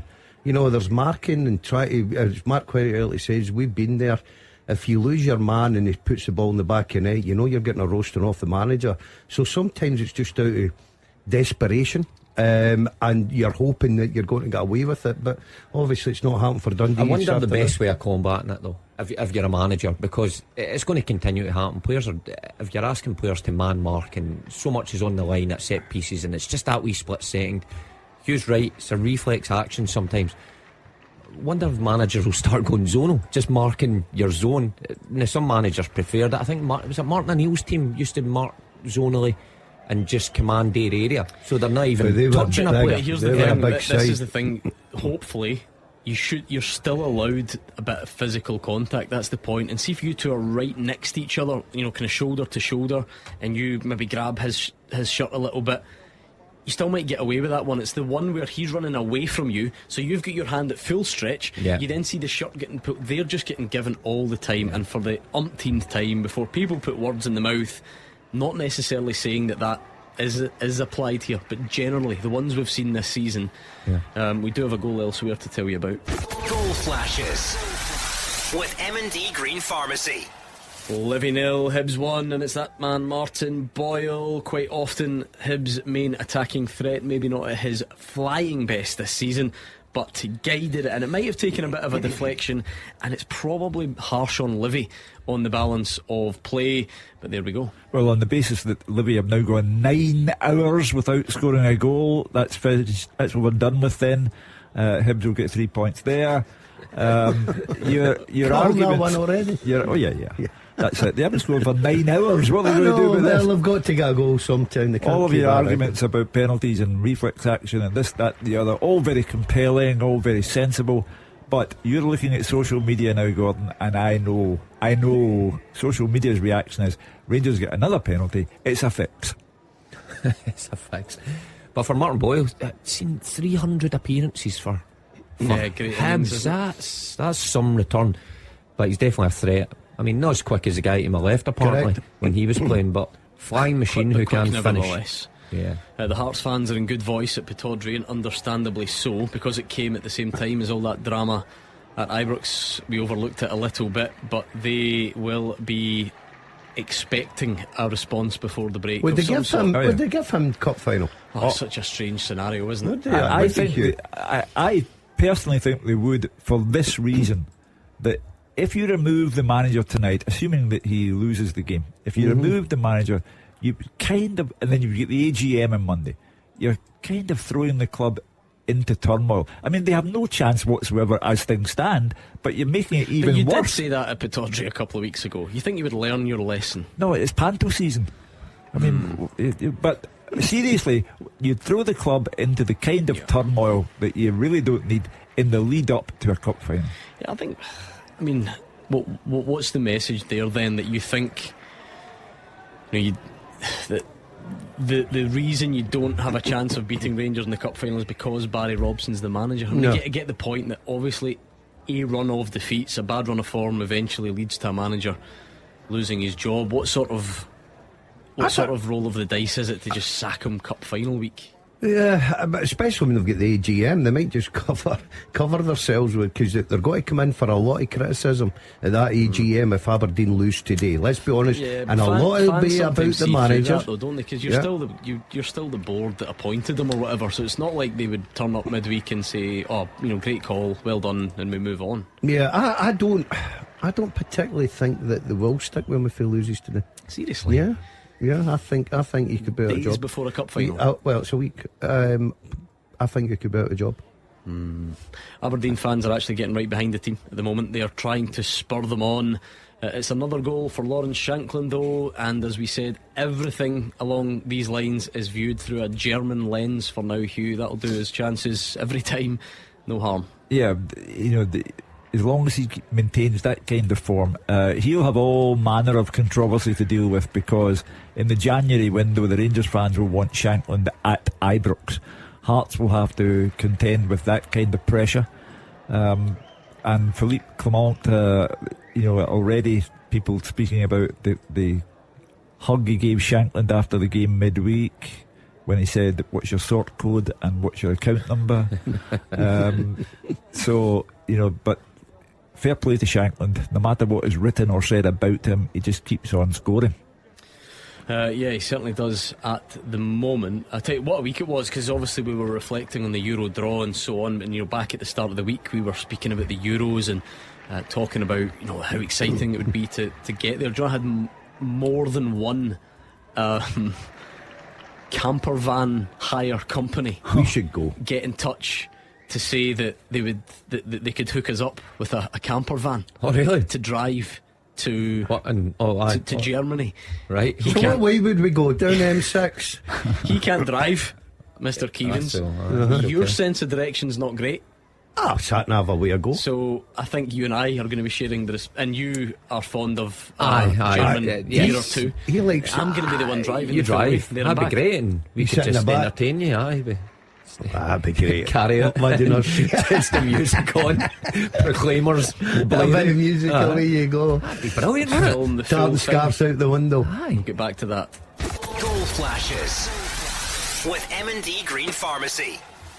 Rangers 3, Dundee 1, and he's rediscovered his goal-scoring touch in recent games, hasn't he? It's Abdallah Sima, towering header from a corner. He has been Rangers' main goal threat all season, really, particularly in these last couple of games. It's a good return from the on-loan Brighton man. Conversations will follow about whether Rangers should try and keep him, but he's here for now, and he's put Rangers 3-1 up already. I don't think there's any doubt that they should try and keep him. It's the cost of keeping him that will be the contentious issue for Rangers, but it's almost as if Dundee's opening goal just annoyed Rangers. The game's out of sight now, and we're not even at half time. Scored too early, that's what they say. Whatever that means. Seaman's been excellent though, and especially in recent weeks. Takes him up to 9 in the league, so he's ahead of Tavernier. Was he 12 all competitions? Probably, yeah. But he's maybe 13. We were chatting about midweek, that run he makes for the goal at Tynecastle. I'm not too sure if Rangers have had much of that in recent years, where the winger comes inside.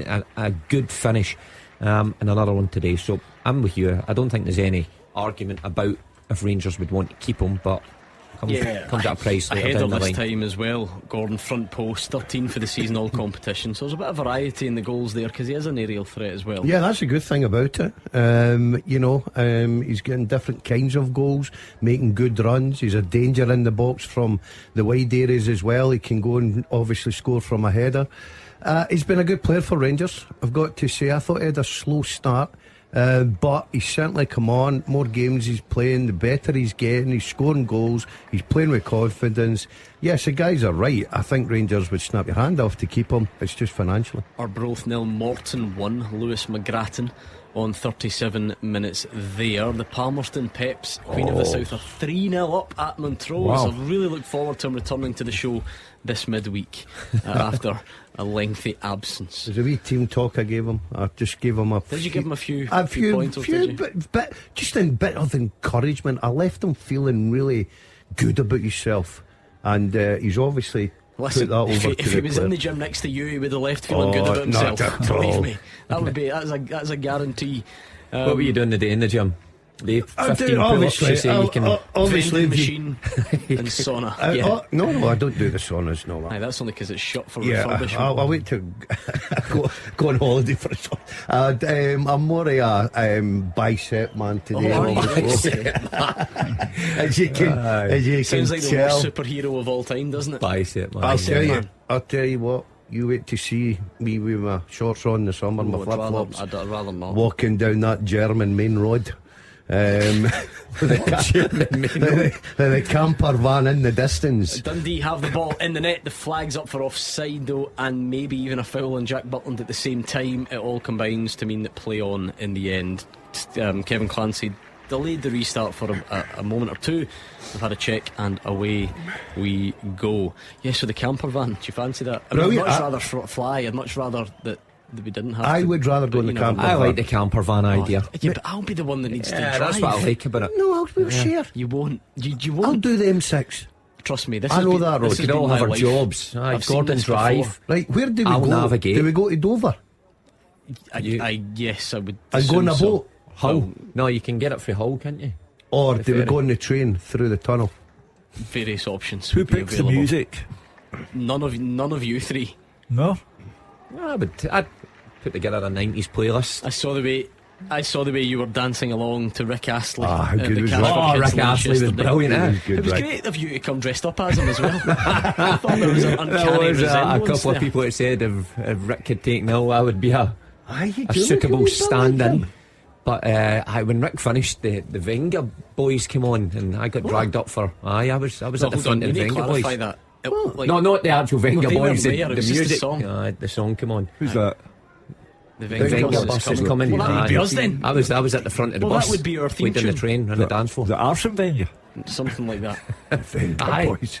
But Rick Astley was brilliant. What about when he went in the drums? Great. I was very good. I I really enjoyed him. I've got to say, I thought it was an excellent performance. And then nothing to be ashamed of. Then revealed that his daughter's marrying a Glaswegian. So there you are. What age would Rick be? Oh, he's looking good, isn't he? He's looking good. Are you on first name terms now? Rick? Well, I grew up with him. What age would he be? He must be 55, I'm going to say. Did Rick live in Airbus Road? Oh, no, but 57 years. 57. Oh, Well, close, I'm only 2-3 years in front of him. Yeah. So 4. I was 4. Okay, right, Gordon. Just to be accurate. Was that your era? And the nightclubs, bit of Astley on. Yeah, a bit of Rick, and on you go. And they're going to give you up. And I was right up in the dance floor. I'll bet. I hope that was the song. Listen, whether it is a camper van or not, I'm not sure I could be locked in a confined space with you three for that length of time. But it was quite the week. So we had a caller as well. I don't know if you remember. It was Monday night. Guy called in from Nuremberg in Germany. Yeah. And he was chatting about how there's a lot of Scotland fans there that'd love to have us over. So there was that. Do you remember that? I heard them. Then there was an update on that. You know how parents are proud of their kids, aren't they? Yeah. It's classic, right? And the guy didn't crack a light. He just said he was a Scotland fan. I'm sure it was a family member called in a few nights later and didn't want on, but said, see, just to let you know, that was my son that phoned in, and the reason he's in Nuremberg is because he works for Adidas and he designed that beautiful 150th anniversary No way, strip. he's our man. Let's get in touch with the him. messages I've received this week. Also received a message from another guy, and I'll leave his name out just in case he wants it, and he told me some of the rock stars that he used to manage. Quite a list of rascals. Aye. And said, I'm great connections in Germany. Let me, if I've handled X, Y and Z, I can handle Keevins, Wilson and DL. This is turning into be a good I summer. like Germany. Send me an email. I like Germany, it's a lovely country. Okay. Yeah, well, let's get the tour booked. Camper van.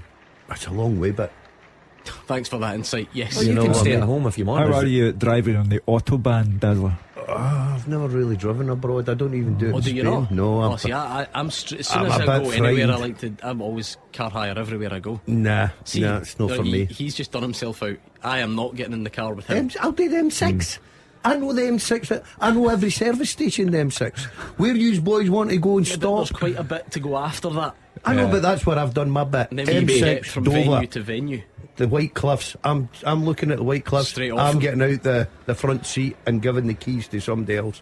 I'm passing the baton. Falkirk 1, Kelty 0, Aidan Nisbet with the goal. We're in that good time to score territory, aren't we? Just before the break, Clyde 2, Stranraer 1, Liam Scullion with the goal there. Nothing much else doing for Park. Sounds nervy and quiet and dull. Is Fraser's for Park today? Yeah, that's who I was talking about. Okay. No, in all seriousness, he actually said there was a bit of a better spell from Motherwell, bit of a spell on top. Gent and Spittle had at least shots on target, saved by Mitov, who we know has been excellent so far since he signed for St Johnstone. I think we could probably, Hugh, round this off. You get 4. The first half teaser. With the ScottishSun.co.uk/football for the best football news and opinion online.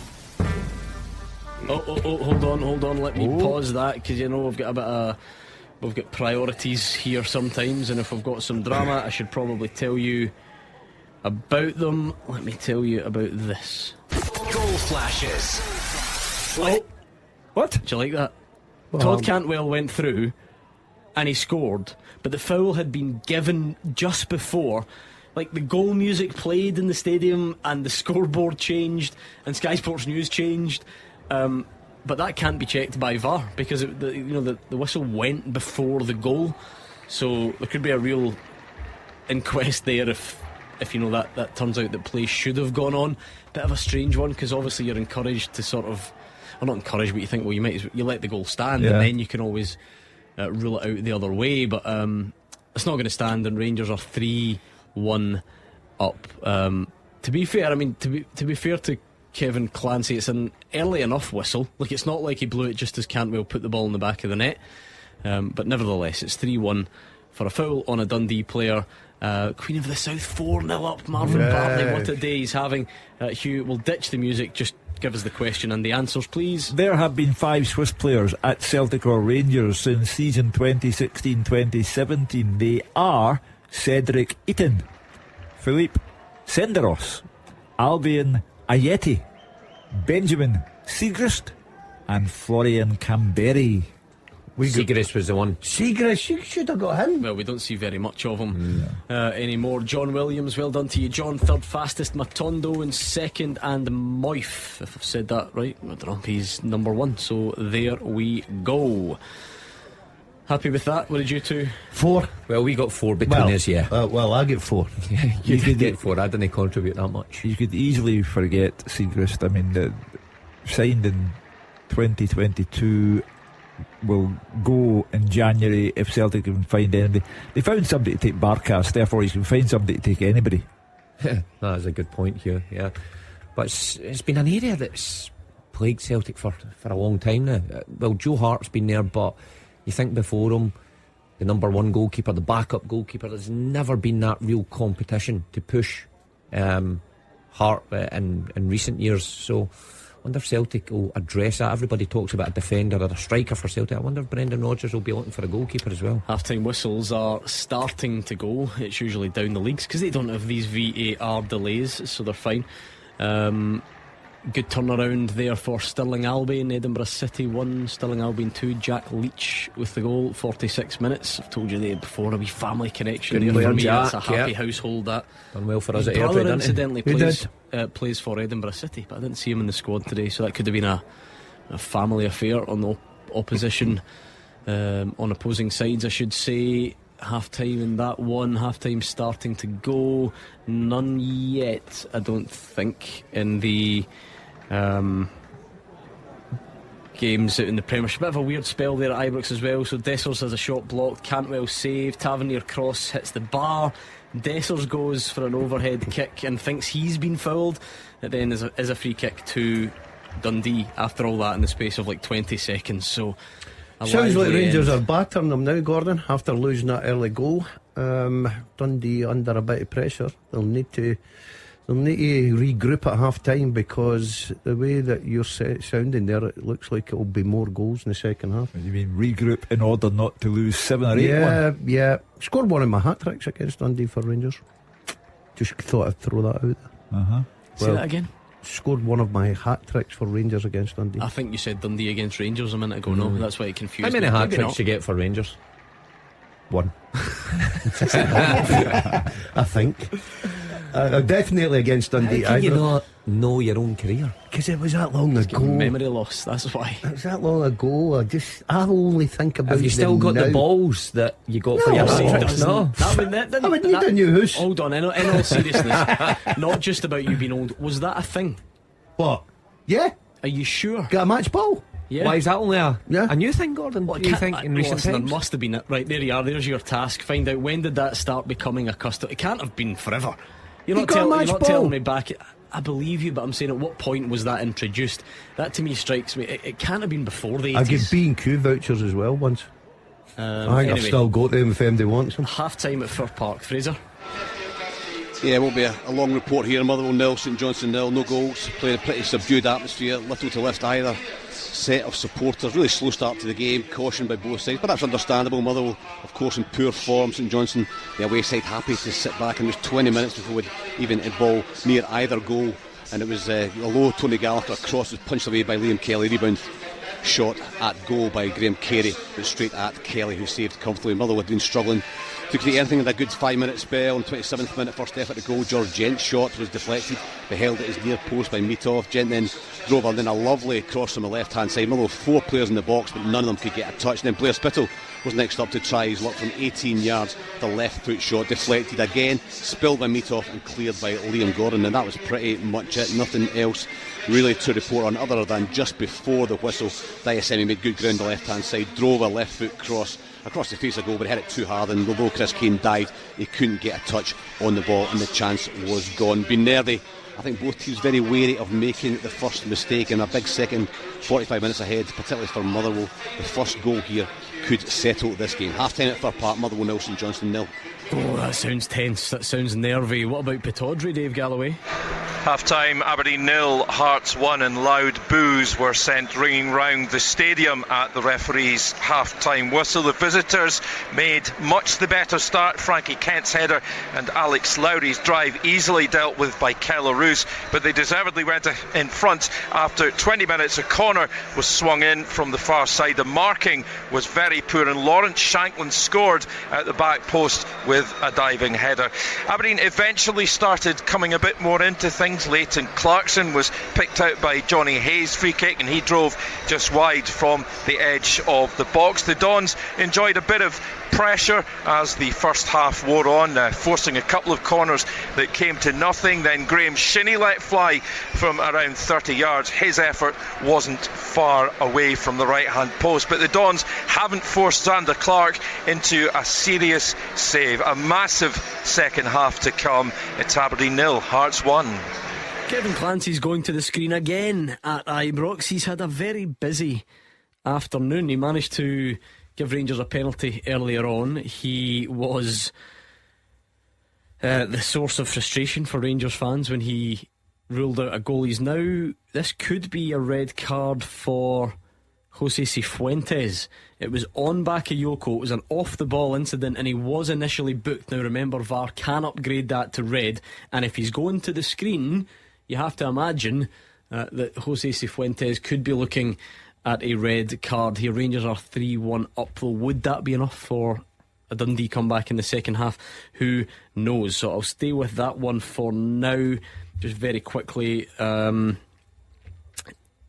straight red, Jose Cifuentes. The yellow goes back in the pocket, the red comes out, and Rangers are down to 10 men. They will go into the break 3-1 up, but they're going to be down to 10 men for the entirety of the second half. So a dramatic day at Ibrox. Now I generally consult Fraser Wishart on these issues because he keeps us right. Would he be banned for the cup final?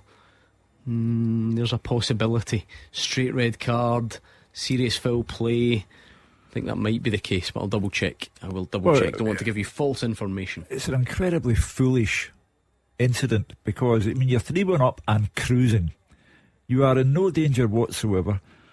Your goal is not in any danger whatsoever, and to be serious foul play, he's been sent off for stupidity, and I don't think he's got any argument whatsoever. Half time, Ibrox, Andrew McLean. Yeah, Rangers 3, Dundee 1, the half-time score. It was an early scare for Philip Clement's side, but they've turned it around and are now ahead at the break. It looked as if Rangers weren't going to be at it from the start. It was an effort from Jose Cifuentes. Inside 20 seconds, that one was easily saved by Trevor Carson, but Dundee had ideas of their own. Lyle Cameron threw one-on-one with Jack Butland, but he produced a big save down low to his left to tip it out for a corner, but he couldn't keep it out from the resulting corner. It went deep. The header back across was then met by Amadou Bakayoko to slide in to silence the Ibrox crowd, but Rangers didn't let that rattle them though, and they hit back well. 20 minutes in, it was worked into the box. Cyril Dessers had a shot blocked. It came back to him on his left foot. This one a powerful strike, deflected high into the net for 1-1. 4 minutes later, and a Rangers corner came into Abdallah Sima. He went for the header, but he was being dragged down by the shirt by Aaron Donnelly. Defenders know that they can't do that type of thing. It meant that Abdallah Sima didn't quite get the contact that he would have got otherwise. It wasn't spotted initially by Kevin Clancy. It was flagged up by VAR Stephen Kirkland. Clancy went to the screen. He took no time at all in pointing to the spot. James Tavernier stepped up to take, sent Trevor Carson the wrong way and put the home side ahead. That wasn't enough for them though. Abdallah Sima, he's rediscovered his goal scoring form recently, and he showed it this time with a towering header from a James Tavernier corner. He rose high, powered it into the top corner to extend their lead to 3-1. After that, both teams did have the ball in the net, but both times the whistle had already gone and both didn't count. Then Rangers coming so close a few times in the space of 20 seconds towards the end of the half. Cyril Dessers, he had a shot blocked that was on target. Then James Tavernier floated the ball back into the box. That one came off the bar. Just before that, Todd Cantwell had a decent effort saved by Trevor Carson as well. Cyril Dessers also attempted an overhead kick, but eventually Dundee were awarded a foul. And then it looked as if Rangers might cruise this one in the second half, the way things are going. But this incident right at the end of the half could change things, because Jose Cifuentes, it was an off-the-ball incident with Amadou Bakayoko. He was initially booked by Kevin Clancy, however, play was held up. Kevin Clancy went to the VAR screen, retracted the yellow card and gave Cifuentes a straight red. He'd looked decent in this half, Jose Cifuentes. He looked good in the second half against Hearts, but a straight red card means that Rangers will need to see out the rest of the game with 10 men. But the half-time score is Rangers 3, Dundee 1. Very interesting first half at Ibrox. Let's try Livy. I think there's one or two technical difficulties, but David Friel has been watching the game against Hibs. Half-time, Livingston 0, Hibs 1. Livingston have now gone over 9 hours without scoring, but Martin Boyle has ended his own goal drought with the opener for Hibs. He'd gone 11 games without scoring, but it's back to his best. Brilliant low finish in 28 minutes to give Jamal George no chance. It was Harsh and Livy. They started really well. They're a better team up until that goal. Hibs boss Nick Montgomery wasn't happy with what he was seeing, but then Boyle's quality really told with that 28th minute opener. Eli Yuan raced down the left, fed Boyle inside the box. The Hibs man, making his 301st appearance for the club, guided the ball into the bottom corner to give them the lead at the break. Long way back for Livy. They need to find the goal from somewhere. Half time, Livingston 0, Hibs 1. And let's get the picture from Paisley as well. St Mirren against Ross County. Roger Hanna. Half time at the Smizer, St Mirren 0, Ross County 0. Not much by way of goal scoring opportunities. Stephen Robinson's men probably just shading it. They could have been ahead after 13 minutes. Ross Laidlaw pushing away a fierce shot from Jonah Ayunga. But County did push forward at the other end. Jordan White making progress on the right. His cross smuggled out for a corner. And then the big centre forward heading wide from that resulting set piece. It was a setback for the Buddies when they lost midfielder Caelan Boyd once to injury with Keanu Bacchus coming on. But it didn't stop them pushing forward. Greg Kelty came as close as anyone to breaking the deadlock. A smart 1-2 down the left hand side with Scott Tanser. The ball returned into the penalty box, met by Kelty on the left foot. It beat Laidlaw, but it came back off the crossbar. At the other end, Simon Murray fired across a face of goal from a tight angle, but it was Laidlaw that was twice called into action just before the break. First, a good save at the near post from the pacey Stav Namani in his first ever Premiership start for the Buddies, and then an even better save to deny the busy Ayunga at the expense of a corner. No goals yet. We could do with more in the second half. St Mirren 0, Ross County 0. What a first half that was across the country. We'll do a full roundup of the half-time scores next. The fastest goals, the expert opinions. This is Clyde One Super Scoreboard. Half time in the Scottish Premiership. Aberdeen 0, Hearts 1, Livingston 0, Hibs 1, Motherwell 0, St Johnstone 0, Rangers 3, Dundee 1, and St Mirren 0, Ross County 0. Into the Championship, Airdrie 0, Dunfermline 1, It's Arbroath 0, Morton 1, Dundee United 0, Ayr United 0, and Queen's Park 1, Inverness Cally Thistle 1. In League 1, Alloa 0, Hamilton Accies 0, Annan 1, Cove Rangers 2, Edinburgh City 1, Stirling Albion 2, Falkirk 1, Kelty Hearts 0, and Montrose 0, Queen of the South 4. In League 2, Bonnyrigg Rose 1, Peterhead 0, Clyde 2, Stranraer 1, Dumbarton 0, Stenhousemuir 0, East Fife 2, Elgin City 0, and the Spartans 0, Forfar 0. If the English Premier League floats your boat, there was a full-time result. Palace 1, Liverpool 2. At the break, Brighton 0, Burnley 1, Man United 0, Bournemouth 1, Sheffield United 1, Brentford 0, and Wolves 1, Nottingham Forest 1. And the second halves are coming up next. Hey Red, what are you up to? Just making sure all the M&M's gifts are wrapped and the balls filled. Remember that one party when we had no M&Ms? Oh boy, I still have nightmares. The biscuits? Yeah, you used all the M&M's candies that were meant to decorate the party treats, to decorate snowmen. You did it again, didn't you? They do look cute though. Bringing cheer, M&M's for all fun kind. Hey Red, what are you up to? Just making sure all the M&M's gifts are wrapped and the balls filled. Remember that one party when we had no M&Ms? Oh boy, I still have nightmares. The biscuits? Yeah, you used all the M&M's candies that were meant to decorate the party treats, to decorate snowmen. You did it again, didn't you? They do look cute though. Bringing cheer, M&M's for all fun kind. The Clyde One Super Scoreboard Podcast with Lucas Jaguar. Here, wherever and whenever you need them. Visit them in store or online. Scottish football's league leader. This is Clyde One Super Scoreboard. Second half's getting underway all around the country. I suppose probably not at Ibrox, Andrew McLean, where it has been an incident-packed first 45 for you. Yeah, it's been a really, really dramatic game so far. There was that early scare, of course, for Rangers. Dundee scoring Amadou Bakayoko within the first few minutes of the game. But after that, Rangers really kicked into life. They looked sharp from an attacking sense. A much-needed goal for Cyril Dessers, especially with Danilo out injured for an extended period of time. Dessers could really do with hitting some goal-scoring form with Kemar Roof waiting in the wings as well. And then to make it 2-1, it is a clear penalty as well. People love to debate these ones, but you've got to say it is just silly from Aaron Donnelly in this incident, because Abdallah Sima is rising high for the header. He's going for the ball, he's jumping, but he's just been dragged down by his shirt by Aaron Donnelly. Kevin Clancy had no choice after going to the screen to give it. Then Abdallah Sima himself, the outright top goal scorer in the Premiership, he's shown his strength again in the air. This time it was the James Tavernier corner. He rose high, towering header into the top corner, and at that point in the game you really thought that Rangers could kick on in the second half, and would look good for maybe scoring 4, 5, 6 in this match, because they look dominant over Dundee. They certainly look to be hitting their stride, but Philip Clement will be really frustrated by that red card for Jose Cifuentes, and they'll be really tested in this second half with 10 men, because it looked as if it would be a pretty straightforward 3 points, but it will be a big test of the character and the quality of these Rangers players. But it's not even for the next 45 minutes that I think Philip Clement will be concerned. Not that he'll be thinking about it right now, but if you think of the longer term effects of Jose Cifuentes now being out with a ban, because Rangers don't have Nicholas Raskin, he's still out injured. They don't have Ryan Jack, he's still out injured.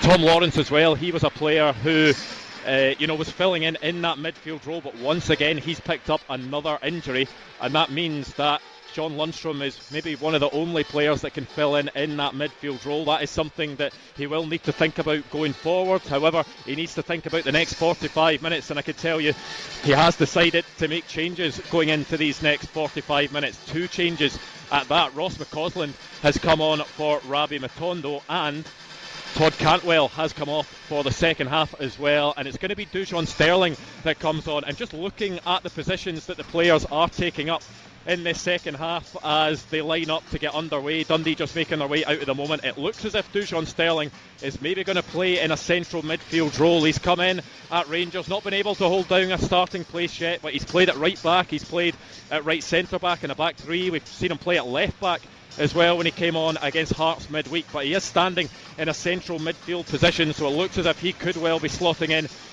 in that sort of base of midfield alongside John Lundstrom, and it will be a straight swap on that right wing. Rabbi Matondo, who didn't show up too well, I think, in that first half, showed his pace a couple of times, but his end ball and his delivery on that right side was pretty off it. And Ross McCausland has of course shown in flashes that he's an exciting young talent at Rangers, and Philip Clement putting his trust in him to see them out in this second half. But Dundee standing over the ball at the moment. We'll see what this incident-packed game has to offer in the second half.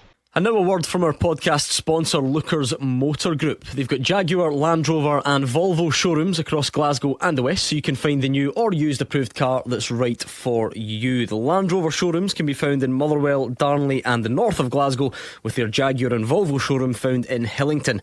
And right now at lookers.co.uk you can browse and shop 24/7, value your part exchange, order and take delivery from the comfort of your own home. Every approved used Jaguar, Land Rover or Volvo comes with a minimum of 12 months warranty, roadside assistance, MOT test warranty, an independent mileage and service history check, software updates and lots more. Check out lookers.co.uk to get your new or used approved Land Rover, Jaguar or Volvo today. Now back to the podcast. Hey Red, what are you up to? Just making sure all the M&M's gifts are wrapped and the ball's filled. Remember that one party when we had no M&Ms? Oh boy, I still have nightmares. The biscuits? Yeah, you used all the M&M's candies that were meant to decorate the party treats, to decorate snowmen. You did it again, didn't you? They do look cute though. Bringing cheer, M&M's for all fun kind.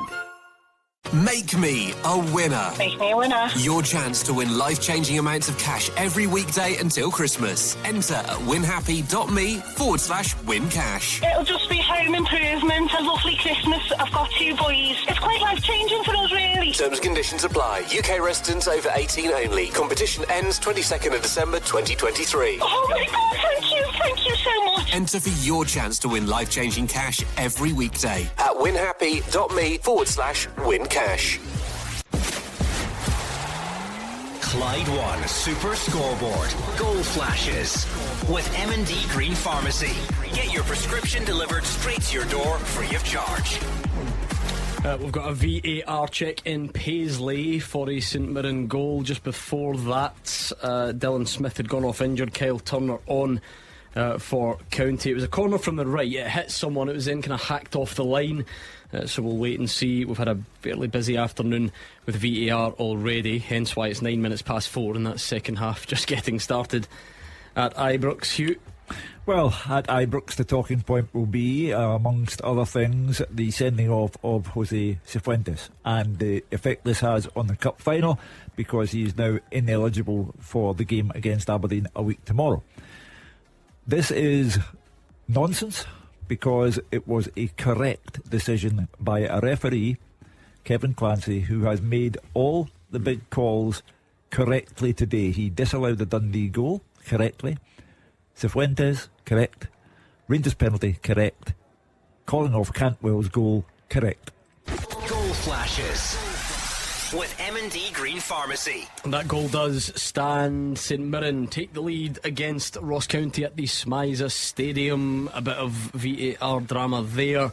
It was hacked off the line initially, not even entirely clear who got the final touch, but nevertheless St Mirren do take the lead. Ross County trailing there, and another one of these as well. Goal flashes with M&D Green Pharmacy. Hibs have doubled their advantage. It's Livy 0, Hibs 2. Dylan Venta with a header at the back post. He scored one of the easiest goals he'll get last week when he tapped in from Martin Boyle's pass. It's a back post header this time, and I've got a funny feeling that wouldn't have been in David Martindale's team talk. He won't be taking that one well. Well, he can't be taking anything well. This will be 7 defeats in a row for Livy. They're now approaching the 10-hour mark without scoring a goal.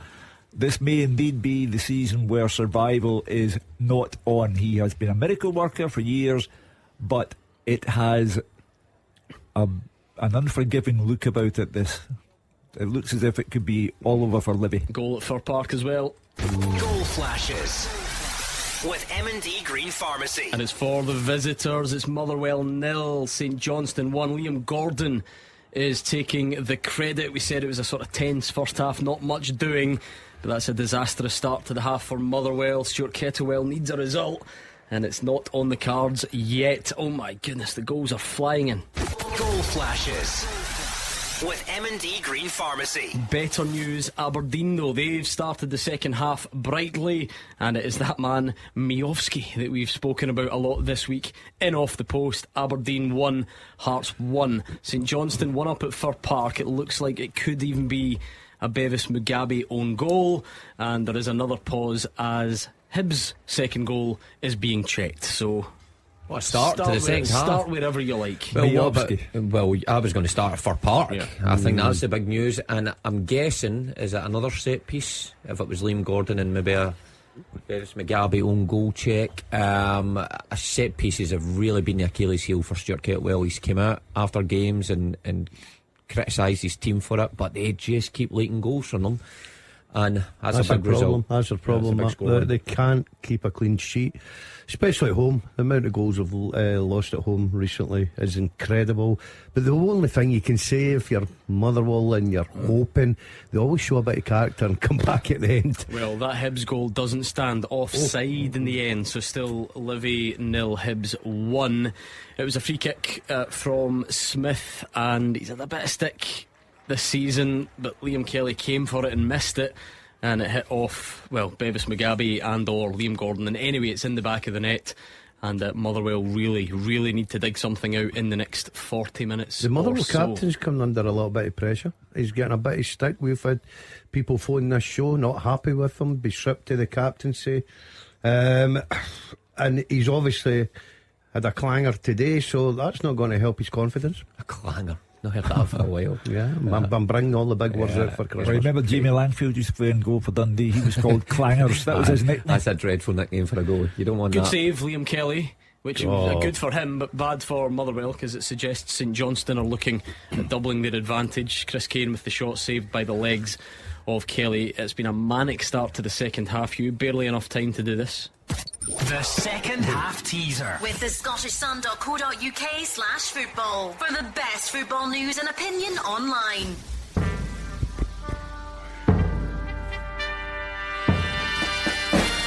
And very quickly, St Mirren are 2-0 up against Ross County. I'm not even going to bother with the goal flash button. This is incredibly busy, so let's leave it there. 2-0 to St Mirren. On you go, Hugh. I have played with Alan Stubbs and Connor Salmon. I have been managed by Martin O'Neill and Mark Warburton. I was loaned out twice to the same club from the team I played for in Scotland. Who am I? Played with Alan Stubbs and Connor Salmon. Managed by Martin O'Neill and Mark Warburton.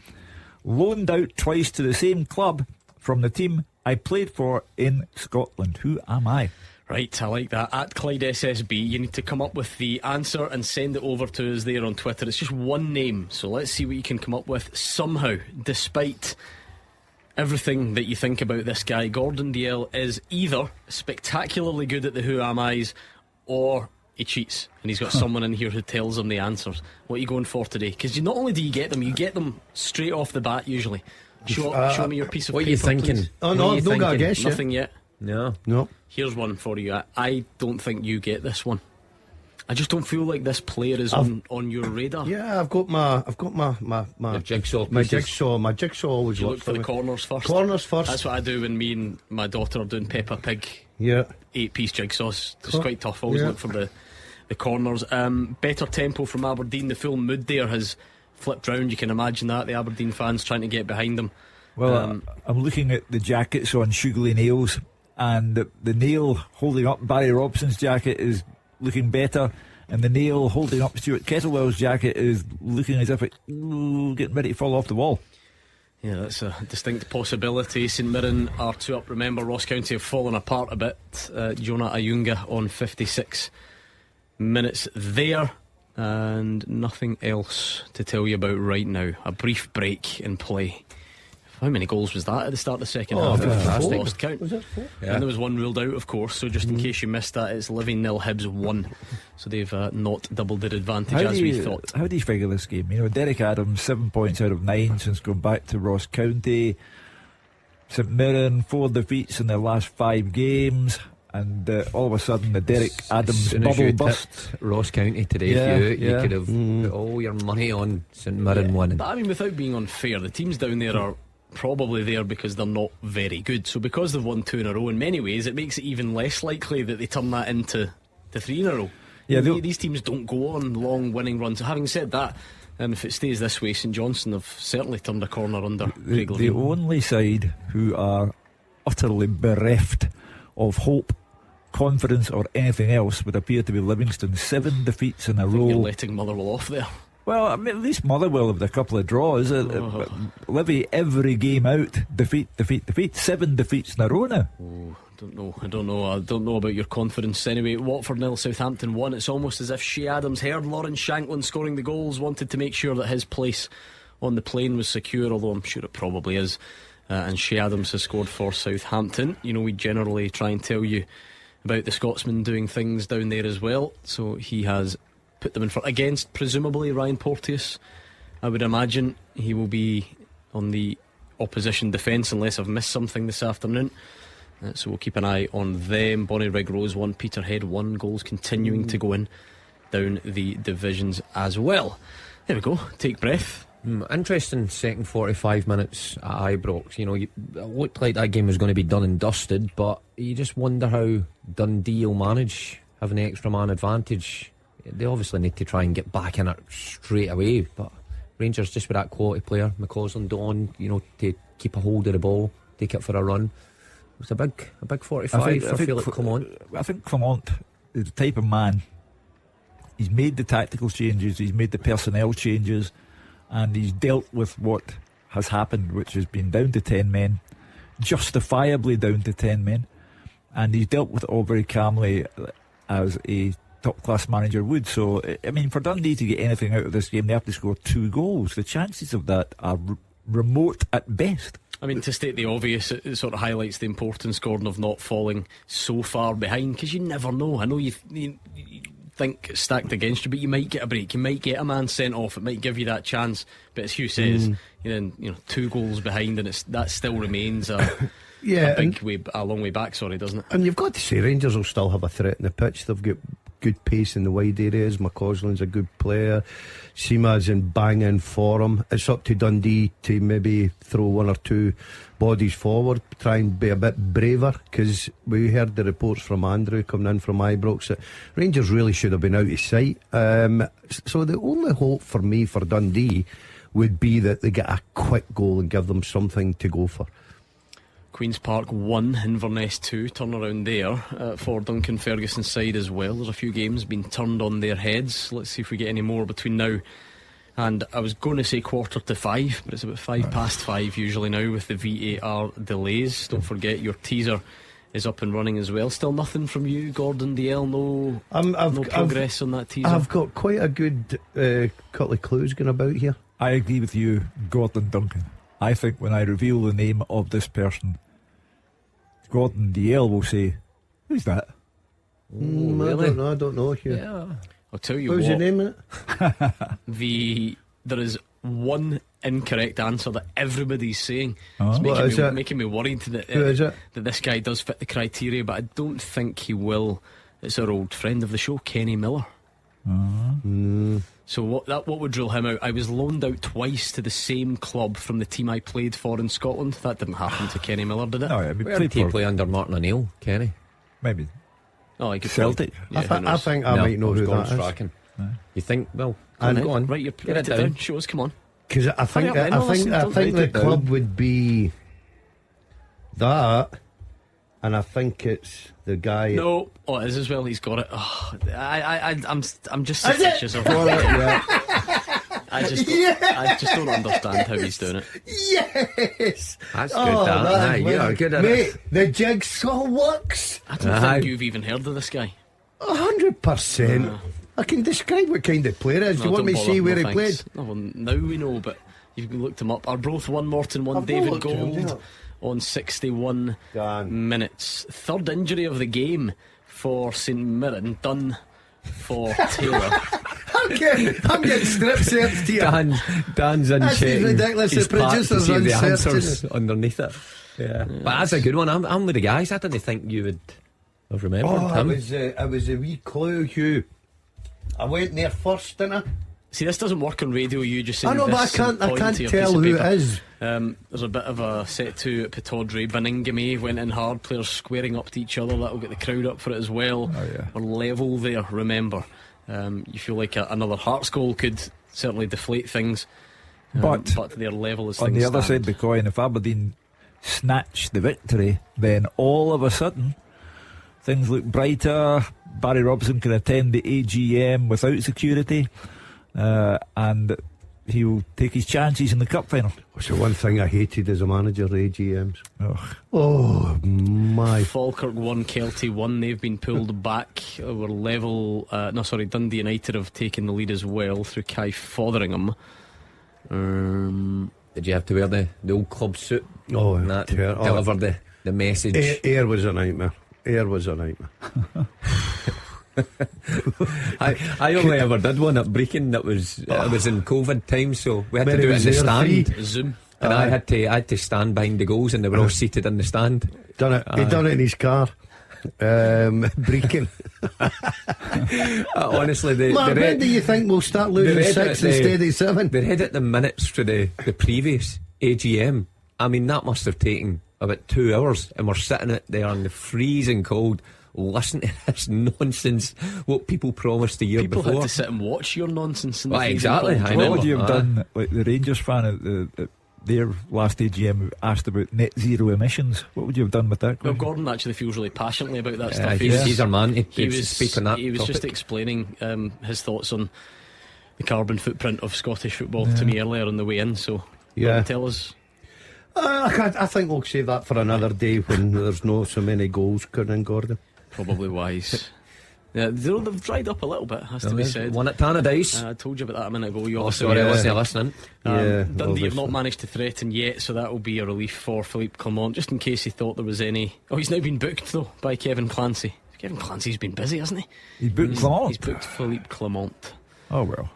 On the touchline, just to liven that one up a little bit as well. Your teaser is there. I can't believe Gordon Dale's got it, so keep your guesses coming in on that one.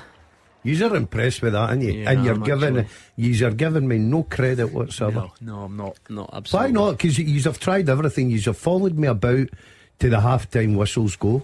You have now studied my papers. You've taken your phone off me, and I still produce the goods. It does always go out at half time. Yeah, at the studio. And where do you think I go? And you come in with the Looking answer. for the answer And where would I look for the answer? in the office. In the office. I go that way. You know I go that way. Don't take the glory away from me, Gordon. One shot at glory. No, I think in fairness to the Thank Dazzler, you, Hugh. I mean, I can think of no way in which you can cheat. The jigsaw works. Yeah. It's just the way it happens. Put the corners in, bang, the middle falls on itself. That Dundee United goal was the last goal to go in Scotland there.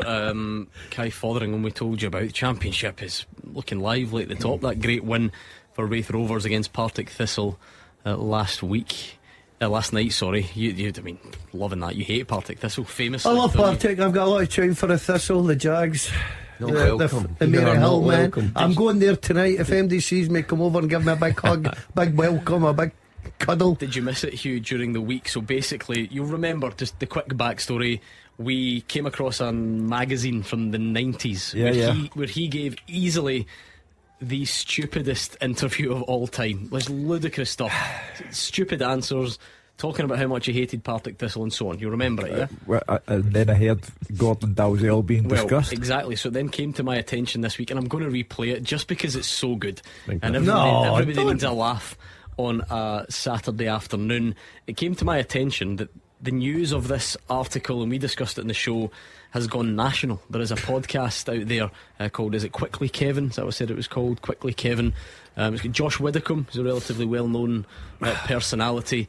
He hosts the podcast, and they have come across this article by Gordon Dalziel, and it's just brilliant because it's great to hear how other people perceive him. Like, we're used to it by now, but hearing how other people view him is quite spectacular. So I'm going to play it. I think I had the clip and now I've lost it, but it's just great to hear how other people view you from the outside. Have you had much good feedback about it this week? I feel like a lot of people have mentioned it to me. Honestly, I'm getting it non-stop, and I just want to put it out there, it wasn't me.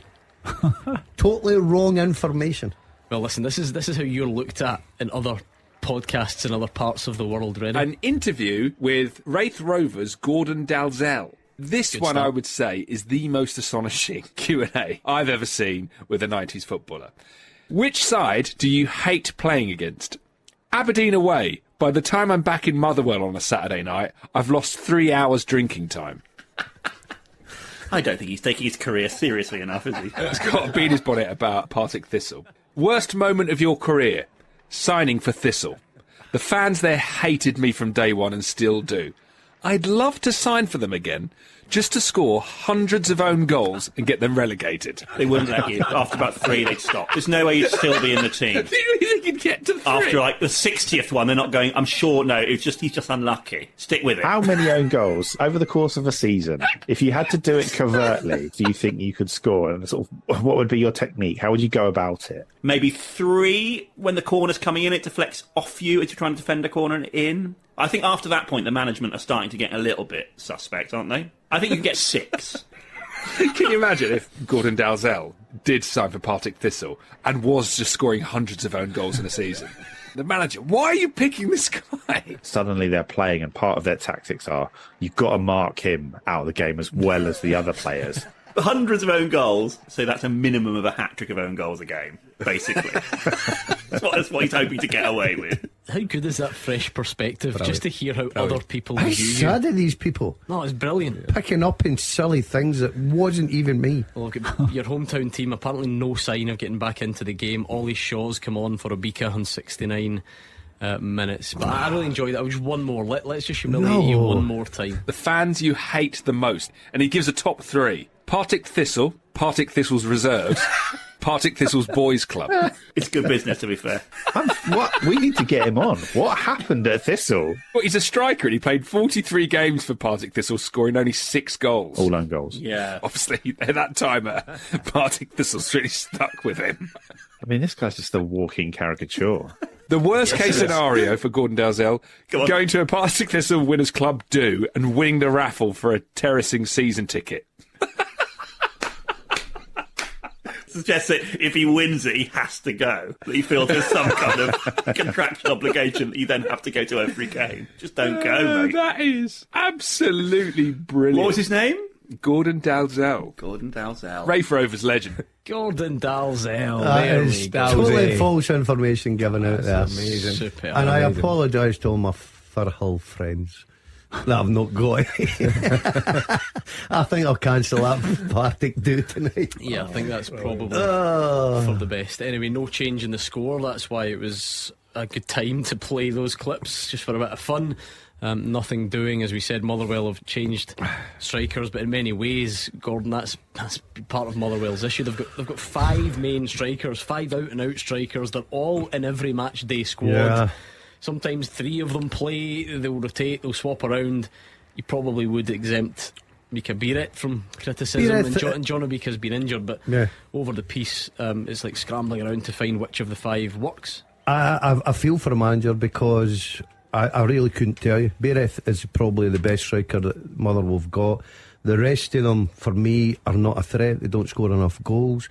Hopefully that can change in the next 20 minutes. But 5 strikers, not enough goals there. But also, when you add into that the problem that at the back you can't keep a clean sheet, you're always going to be in trouble. I honestly think that the Motherwell manager, if he loses today, won't be in the dugout next week. Well, a second goal for St Johnstone looks more likely. Graham Carey's hit the top of the bar with a 25-yard free kick. I was hoping for another Scott McTominay masterclass today, but Man United 0, Bournemouth 2 at Old Trafford. This is normally when McTominay comes in and scores 2 goals. Yeah, we'll to salvage a point. Airdrie 0, Dunfermline 2. That would be a great result in the making. Matthew Todd on 69 minutes there. Dunfermline 2 up at Airdrie. Keep your guesses coming on the teaser. Another reminder of the question, please, Hugh. Yes, I have played alongside, as soon as I open the piece of paper, Alan Stubbs and Connor Salmon. I have been managed by Martin O'Neill and Mark Warburton. I was loaned out twice to the same club from the team I played for in Scotland. Who am I? Maxim and... I'm glad I read that one in advance. Could be a sweary word in it. Says Stephen Pearson. Not him. Mr. Paisley, I'll call him. So it's not Stephen Pearson, no? Nope. Okay, keep your guesses coming at Clyde SSB if you can. Still no other goals. I'm trying to work out the doomsday scenario here. Motherwell on 14 points, St Johnstone on 14. Therefore, the problem is it's the number of they've got games in hand. Whatever way you spin it, the picture does not look good for Motherwell, I can assure you. I've studied it many times this week. Well, I think then the board act tonight, in the event of a defeat, the board act tonight, or he goes on until the winter break. You either do it now instinctively. St Mirren next week, now. Is it with Paisley? Doesn't really matter who's next now. That's the problem. You can't go all those games and not win games. Listen, it's a results-driven business. We keep getting told as managers and coaches.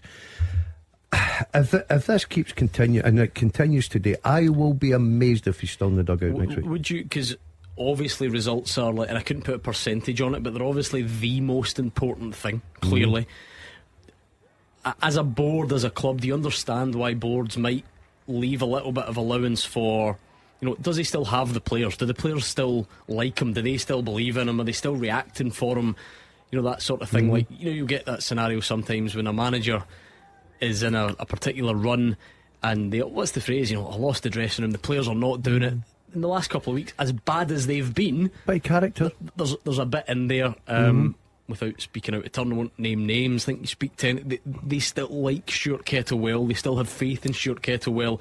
I'm not saying that's enough and you lose 30 games in a row and you keep the guy because the players like him. But you see what I mean? Is there ever scope to take that into account? I think your argument is, you look at the character they showed at Celtic Park, Dundee coming from behind as well when down to 10 men. Under pressure, Ross County at home as well, especially when the Motherwell fans are probably getting on your back, so they have to show something for a manager. But if you're the board and you're looking at the way the situation's going, you're not just thinking, right, okay, we're missing Van Veen, we're not scoring the goals that we used to score. They're leaking goals for fun, especially at home. And then you've got 5 strikers, and I'm not being disrespectful, but I would say they're very average. So all of a sudden you can make a case for thinking, when is this going to change? It might change this afternoon. They might get 2 back. I'm hopeful, but I just think he's under severe pressure. But then that's part of it, Mark, isn't it? Because whilst this will always eventually lead to the manager, there's a feeling amongst Motherwell fans that it's more than that. I mean, Gordon's mentioning the strikers. Motherwell have signed 30 players on permanent contracts in the last couple of seasons. Very few are working. Hugh referenced it earlier. It's a year since or was it Fraser? Sorry, it's a year since Alan Burrows left. At a time when he wasn't supposed to leave until the next CEO was appointed. That still never really happened. But Derek Weir's in there as an acting CEO. It's not like the club's all in great shape and the squad's good, but Stuart Kettlewell was underperforming as a manager, and therefore it's all his fault. By the way, Man United are 3-0 down. He's home now. He will be one that will be losing his job down there. Anyway, listen, the club.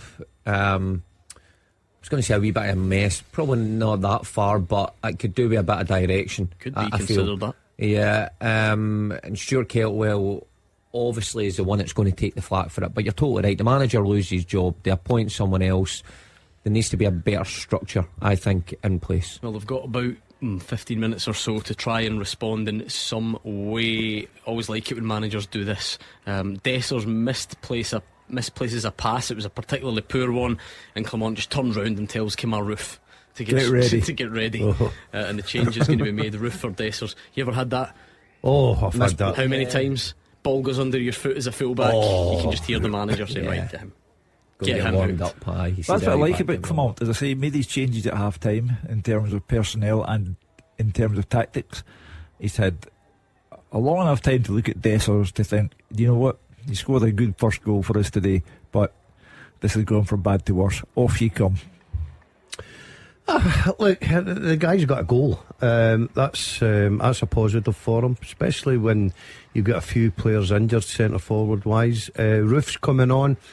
You wonder just who will take that centre forward position next week in the cup final. It can be hard, hasn't it? Look, I don't think Dessers has been good as such. He's not done enough when it has got to him, but at the same time he has been isolated a lot. Is that where do you afford any level of sympathy there? He's certainly not a player, I think, that if you're down to 10 men, you put him up the top and let him go and hold the ball up and run about and get you up the park and take a bit of pressure off your defence. I don't think that's in his locker whatsoever. So he's ran his race, but as I said, the positives for him is he scores a goal, and that's what you're there to do. You're a centre forward, put the ball in the back of the net, and as I say, it'll be interesting to see how Roof does in the remaining times of this game to maybe stake a claim for maybe next week. Right, let's see any more in Scotland to tell you about. Not really. Keep your guesses coming at Clyde SSB on the teaser as well. A rare lull in play. The second half just burst into life here in Scotland, but it's calmed down a little bit. Motherwell needs something. I don't even know what a draw does, but it's obviously slightly preferable to a defeat. Livy Hibs still only one goal in that one. Aberdeen and Hearts is poised level there. You have to imagine Ross County too far back for them, 2-0 down at St Mirren, and although Rangers are down to 10 men, they do have a 2-goal cushion. It's a funny thing, managers, their future, just to look across the board there very, very quickly. I would say Manchester United 0, Bournemouth 3 should mean the sack for Ten Hag, because it's the equivalent of industrial misconduct. How on earth can Manchester United, with the squad they have, the money available, be 3 down at Old Trafford to Bournemouth? It's unforgivable, and on top of as many other sins as the Manchester United manager, I would say tonight allegedly the biggest club in the world, or so they think of themselves, would have to say, look, Eric, it's just not happening. Eric, going to pick up that Manager of the Month trophy that you won yesterday, and stick it in a cardboard box and head off. Did he win? He did. Manager? That's incredible. I've heard of the curse before, March. but that's quite something. St Johnstone are doing what you would do, taking their time now. Free kicks to the wins. Sven Sprangler's on, Graham Carey off, so more of a defensive shift there as well. The problem for Stuart Kettlewell is as well who are beating them, and the reaction bringing in a new manager has for your teams. So don't have to look too far for the impact of a new manager. Connor Wilkinson's come on for Davor, as we call him. Again, it's another striker on, midfielder off, but just kind of. It would be truly remarkable if he went tonight, Stuart Kettlewell. That would mean 5 of the managers who started the season in the Premiership would have gone. You get Malky Mackay, Michael Beale, Lee Johnson, Stephen McLean. 5? Could it really be 5 and we're not even at the halfway stage? And until Paul Heckingbottom the other day, England had none. Yeah, that was amazing. yeah. Don't get me wrong, they might be about to follow quickly if Ten Hag and whoever else do get their jotters, but there we go. They had none until last week, which I was very surprised at, because there are a few clubs down there that don't hang about. It's becoming the norm now. By Christmas, half a dozen away. It'll be the same next year as well. You're a manager now, you're just getting in, entry and exit.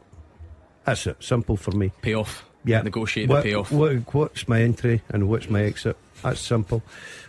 I mean, it's a matter of time. If this pays off, fair play, but it does all sound. And there are injuries, so we sympathise. But I mean, Connor Wilkinson, if you've seen Connor Wilkinson, he's playing a bit deeper. He's playing in midfield, and then it's Shaw, Beereth, and Bear up top for Motherwell. Shaw's not really contributed much, has he? I mean, he set up Wilkinson's goal, yeah, but no, you're right. I'm not. I know he got a goal, but Wilkinson, I'm not seeing enough in him to convince me that he's going to be the game changer for you. Spittle right wing back. Oh. It just seems a bit random, doesn't it? Just he's probably a bigger goal threat than most of the strikers, to be honest. Yeah, good player. And he can't play there. That's where he broke into Dundee United team and ended my Dundee United career. When he came, that's not saying much. He ended your Dundee United career. Well, Jackie signed him and he played him. My God, right must back. have been bad.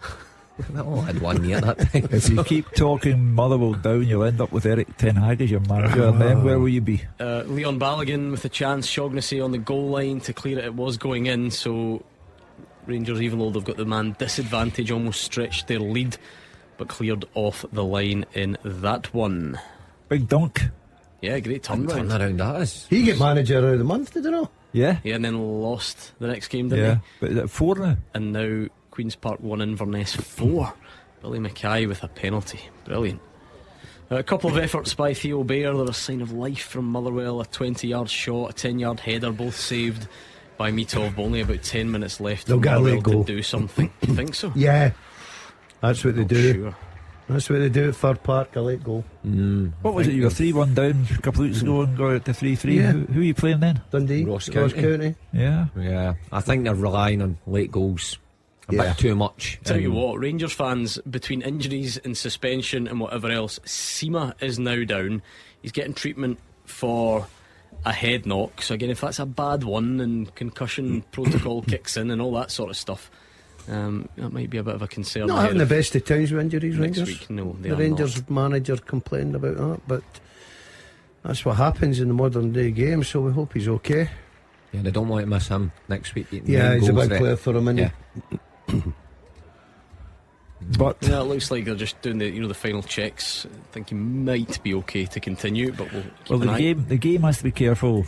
The game in general has to be careful with things like this, because really you should take him off. We pay lip service to the idea of players and head knocks, because the inclination is still, keep him on, he's fine, keep him on, and we're taking risks with players. Now he's walking to the side at the moment, no sign of the change there. I suppose you have to put your faith in the medical professionals. He is going to continue at the moment. Similar story, Gartenmann's got the old Terry Butcher head bandage on for Aberdeen. Will we get a winner in that one? Well, now what did I take? I took this for a draw. I took Aberdeen Hearts for a draw. There you are. There you go. You get some things right. I think Aberdeen. I've still tipped Aberdeen. Tipped them at the start. I think they'll get a winner. AFC, yeah. You fancy them? I think there'll be late drama at Batodry. I think there'll be late drama at Fir Park. I think there'll be late drama at Livingston. But I don't think every one of our games. But I don't think there'll be late drama in Paisley. You get more late drama than Martin Scorsese. You happy with that here? I don't think so. It's Christmas. Come on.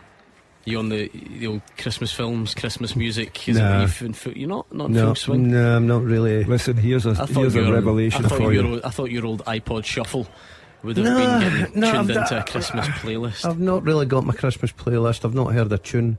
I received my first card. Oh, we got one in here actually addressed to you three. Oh, did you? Well, I've received my second card then. Do you know what? It just shows me how fast time goes, because I can distinctly remember this conversation last year where you revealed that Johnny Mathis, when a child is born. When a child is born. And you did exactly that. A real phone. That's a great song. That's his favourite Christmas song. That is weird, isn't it? What is the sporting connection between involving Johnny Mathis? What's his sporting connection? He's a goalie. No. Okay.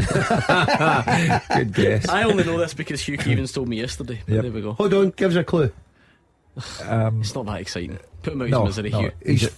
He was an Olympic competitor as a sprinter.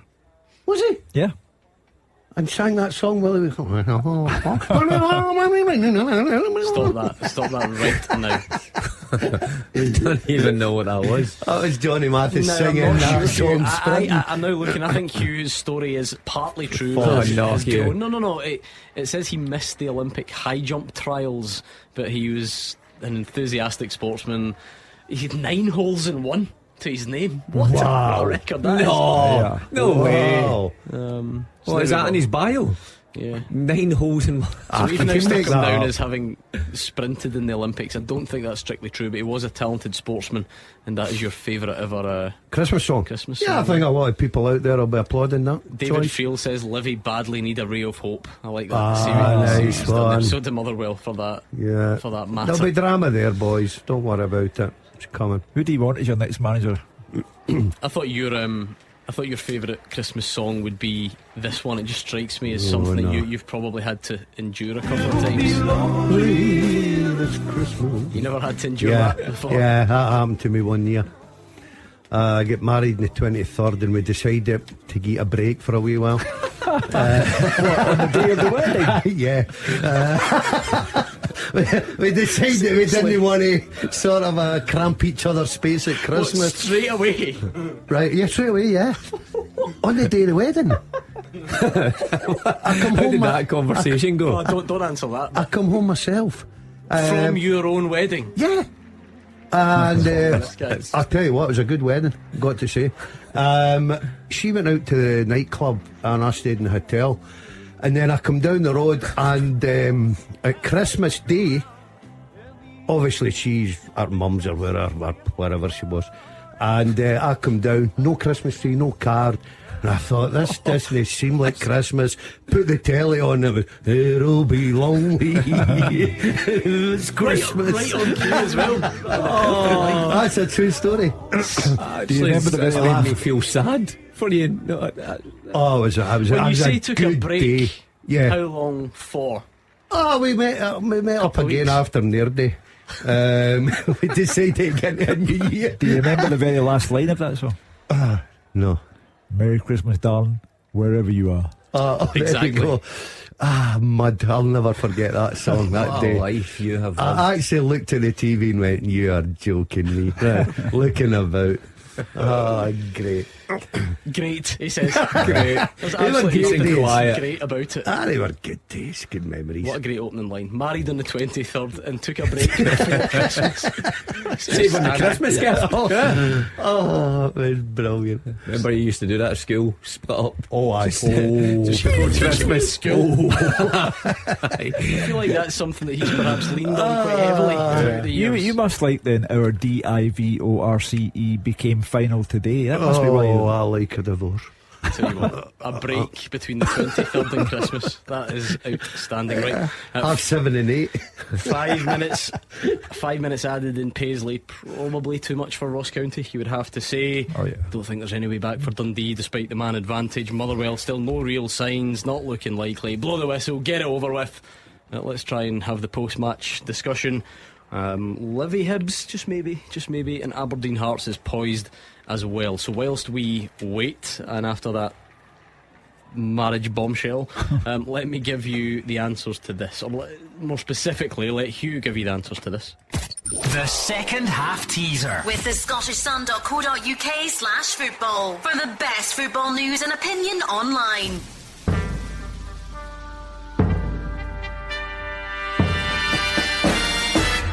I have played alongside Alan Stubbs and Connor Salmon. I've been managed by Martin O'Neill and Mark Warburton. I was loaned out twice to the same club from the team I played for in Scotland, and that means I am Daryl Murphy. Daryl Murphy, well done if you got that right. Mark Wilson is a former teammate of Yeah, yours. it was, aye.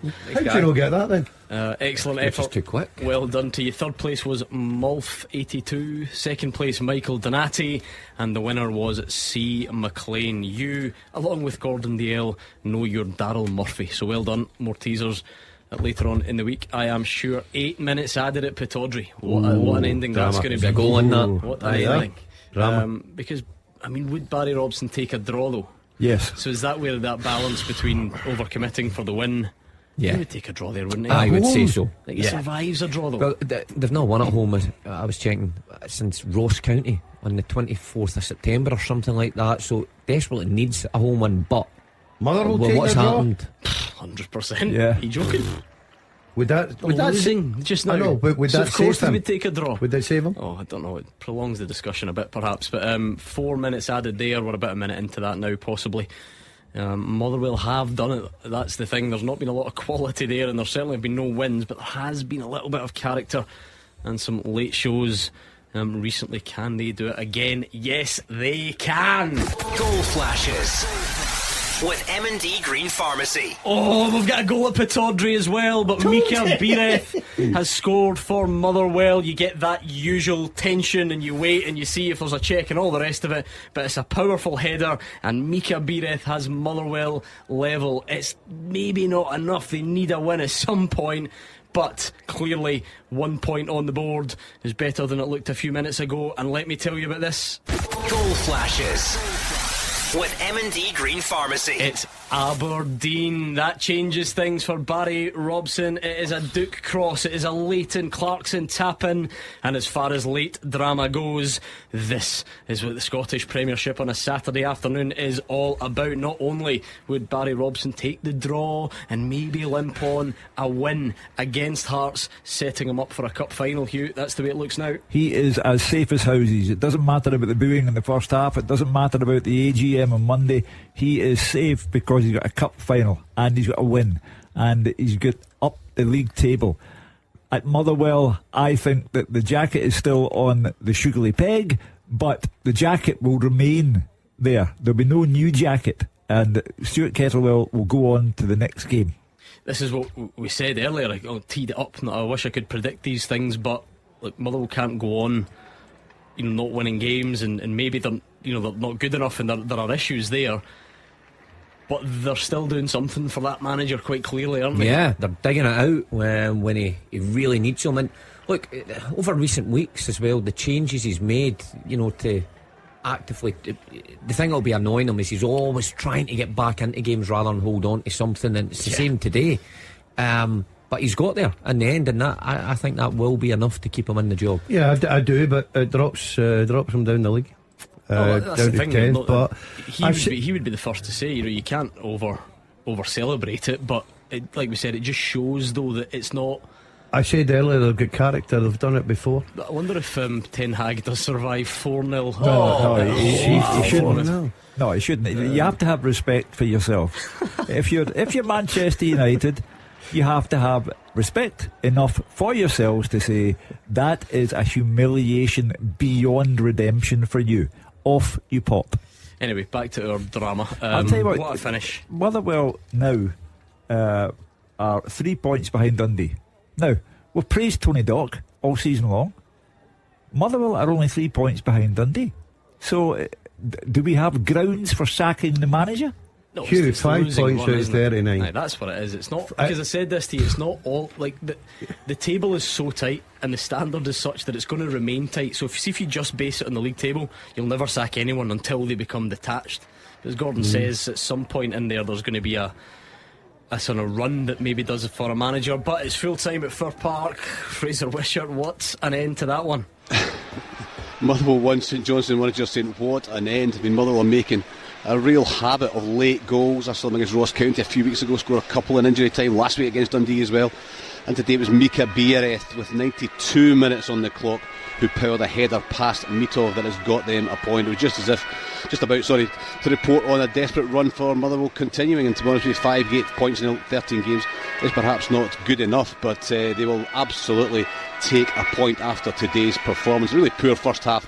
Both teams looked wary of making the first mistake. Motherwell had the best efforts. George Gent, Blair Spittler's shots at the edge of the box, comfortably saved by Mitov. At the other end, Liam Kelly's only involvement was to punch away a dangerous Gallagher cross and then saved easily from Carey's shot with the rebound. We wanted better in the second half, and it was slightly better, but the pattern of play was similar at the start of the second 45. Slattery struck a 25-yard try, did really well, but straight at Mitov. And then at the other end, a real shock for Motherwell. St Johnstone took the lead. Matt Smith bent in a free kick from the right hand side, and everybody waited for Liam Kelly, who came, missed the ball, and it hit Liam Gordon. I don't think he knew much about it, at the back post, and trickled into the back of the net. 1 minute later, through Kelly made a brilliant save though, and Kane was clean through on goal. 1-on-1 with the goalkeeper, really good save by the keeper with his legs, and Motherwell were rocking at this point. No real sign of Motherwell getting an equaliser, to be honest. Ollie Shaw came on for a Bika, a few dangerous crosses, but excellent defending from McGowan and Gordon. Theo Bair came on, made a difference, and he had a couple of efforts, 20-yard shot and a 10-yard header, but just half chances saved by Mitov. And then 92 minutes gone, Bair was the man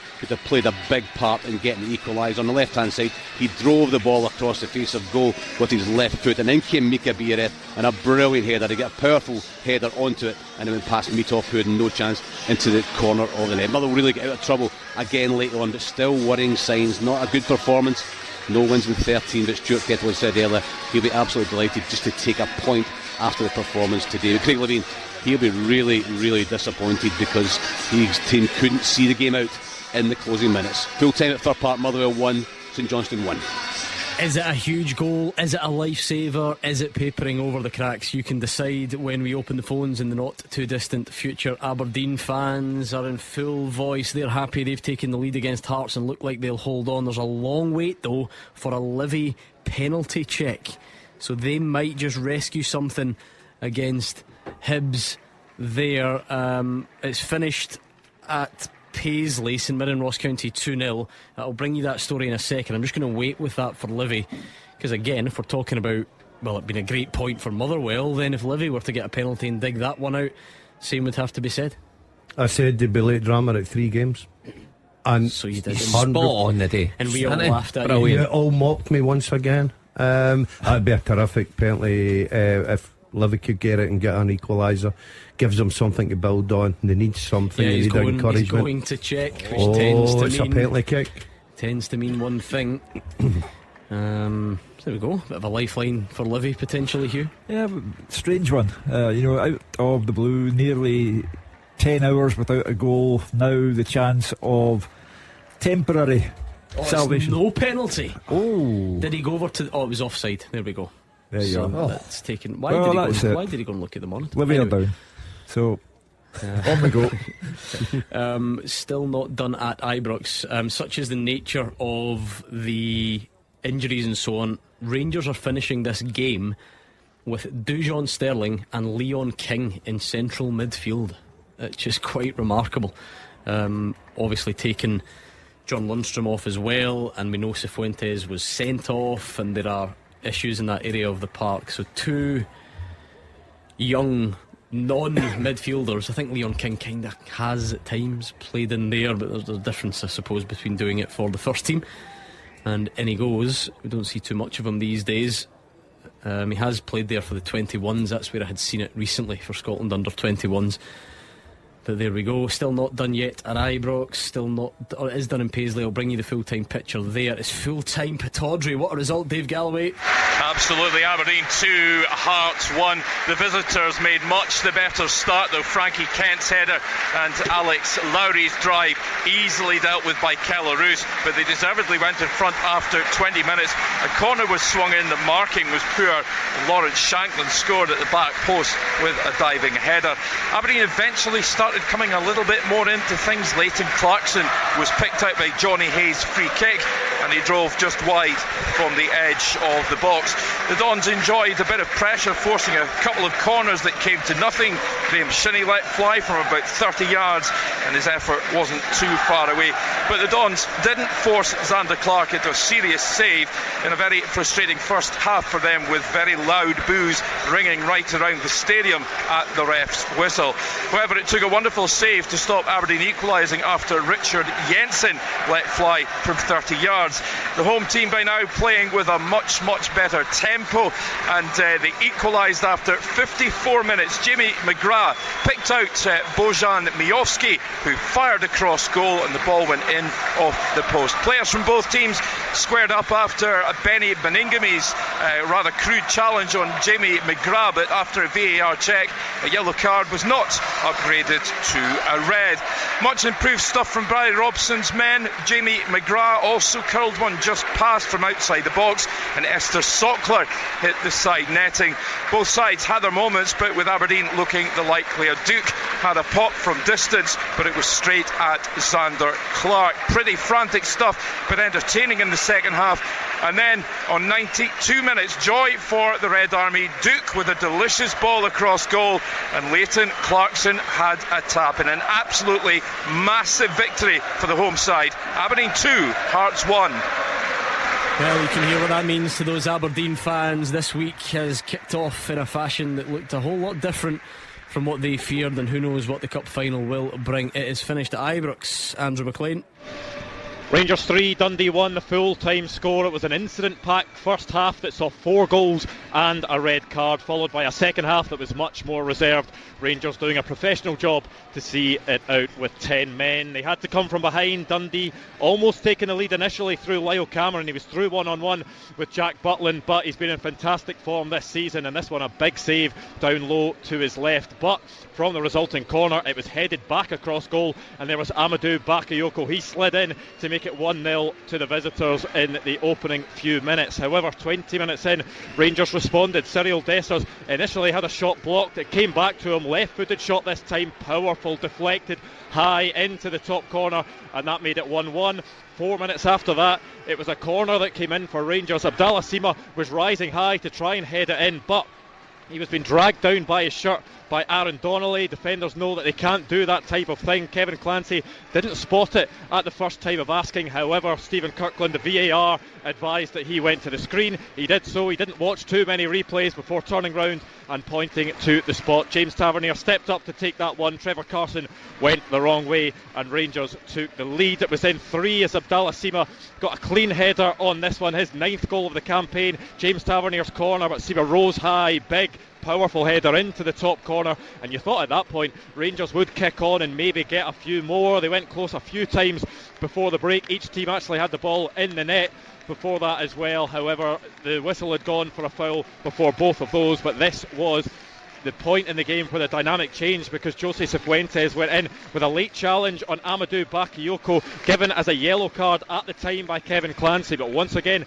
instructed to go to the screen by the VAR, and what he saw was Cifuentes with his studs up, catching his opponent. The yellow card was upgraded to a straight red. Rangers knew they had to make some changes. Philip Clement knew he had to make some changes going into that second half. He did so. Dujon Sterling, Ross McCausland coming on. They moved to a 4-4-1. They were structured, they were organised, and they really stopped Dundee making the most of that man advantage. Dundee not able to really test Jack Butland at all in that second half. The closest they came was an opening for Lyle Cameron and a good position in the box, but John Suter came sliding in. A really good tackle block it was that put the ball out for a corner. Rangers also attempted to extend their lead late in the game. A really good effort by Dujon Sterling outside the box. The ball come crashing off the post. It then fell to Abdallah Sima, who put his resulting effort into the stand. It could have been a ropey afternoon for Rangers, but Philip Clement will be happy with how they went about their business in that second half. The full-time score at Ibrox is Rangers 3, Dundee 1. What about Livingston Hibs, David Friel?